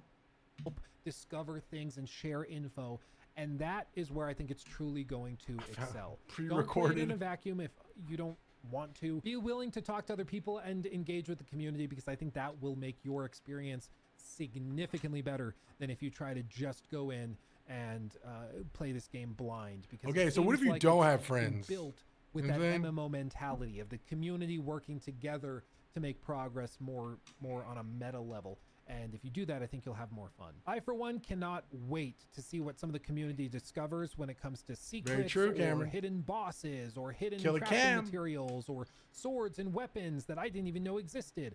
There's going Oh, to we be could ask a Aiden. lot of that, I'm sure. We just have to go I in can't VR wait chat, to though. find out about it right next to you guys, because again, the game is so freaking massive. I have no doubt there's a bunch of stuff I still haven't seen. But TLDW, Crimson Desert, I'm a fan. It's not going to be for everybody. Some people will hate it, just like I said in my preview. But for me, I'm a big fan, and I cannot wait to keep playing more. I recommend you check it out if you have a higher tolerance for some of Dragon the Drive-By jank sounds that comes with big awesome. open world games, buggy quests, and things like that. If you are sensitive to that stuff, just wait a couple of Yo. weeks, and I have no doubt they will have fixed a lot of This it. could As be the for return console of performance, ACM. I still don't know exactly how that's running and how that's going to look, but my plan is on launch day, I'm going to try all of the different versions, Series X, S, PS5 base, and PS5 Pro. I'm even going to try booting it up on my Steam Deck with the day one patch and see if I can get it running there. So make sure to subscribe to see that video. But that's going to do it from me. Thank you for watching. Much love. I'll see you in the next one. Hugs and kisses.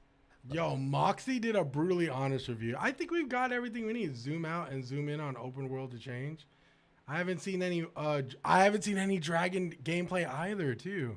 Made with only 4 ingredients? Girl, damn. That blue cow, that Sureño cow. Listen, I think we've heard enough, chat, right? Can we dragon fire people? Listen, if you want, why not? Okay, before I end this, I'll say this.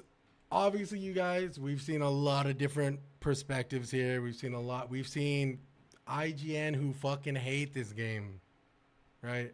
And then we've seen Luke Stevens who loves it. And then we've seen Jake Baldino who Gamer Ranks absolutely is having a blast. They said it's worth the hype. But if there's one thing a lot of people kind of like circle back on is it may not be for everybody, right? Yeah, IGN straight haters. No, we were talking about that too, Spumoni. They were just, it was like IGN is just like dog shit at their job. It just seemed like a smear campaign, which is why I wanted to watch Luke Steven. Because Luke Steven and Gamer Ranks, they're very fucking fair, and they will give us they will like keep it a stack with us, but also be like, hey, you know what? This game may be for you. This game may not be for you. But I say all that to say this. Listen, I'm a broken record. Call it what you will.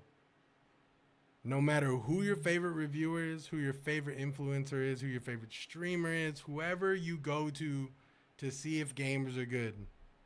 In my personal opinion, always take everything you see with a grain. Don't take everything as gospel. Games are subjective for a reason. Everybody will have a different experience.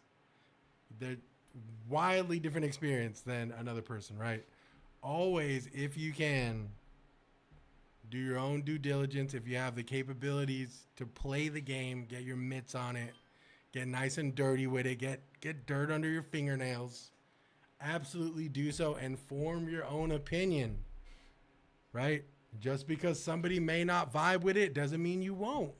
Just because somebody absolutely loves it and glazes it doesn't mean that, you know what I'm saying? That's their own experience, right? At the end of the day, we can only take everything with a grain, and we could apply it to, you know, whatever it is, what it is, right? The game comes out tomorrow.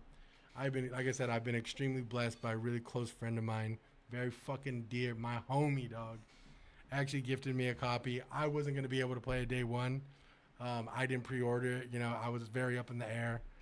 But my homie blessed me, man. So we will be playing it tomorrow at 3 p.m. on the dot. I will go live an hour before. So I'll be live here at 2 p.m. And we'll be playing it. And you know what we're going to do tomorrow, chat? We are going to play the game. We are going to experience the game.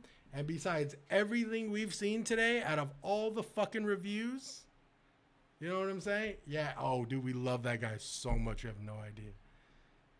I almost didn't want to accept it. I was like, no. I don't want to accept the gift. But you know, we're gonna get our hands on it. We're gonna get dirty with it. We're gonna play the game, and we are going to form our own opinion about it. Point blank. Period. We're going to be absolutely. So be excited. Ride the hype. It's a new game. You guys should be excited. Don't let no fucking dickhead, don't let no fucking dweebs ruin your fucking hype, dude.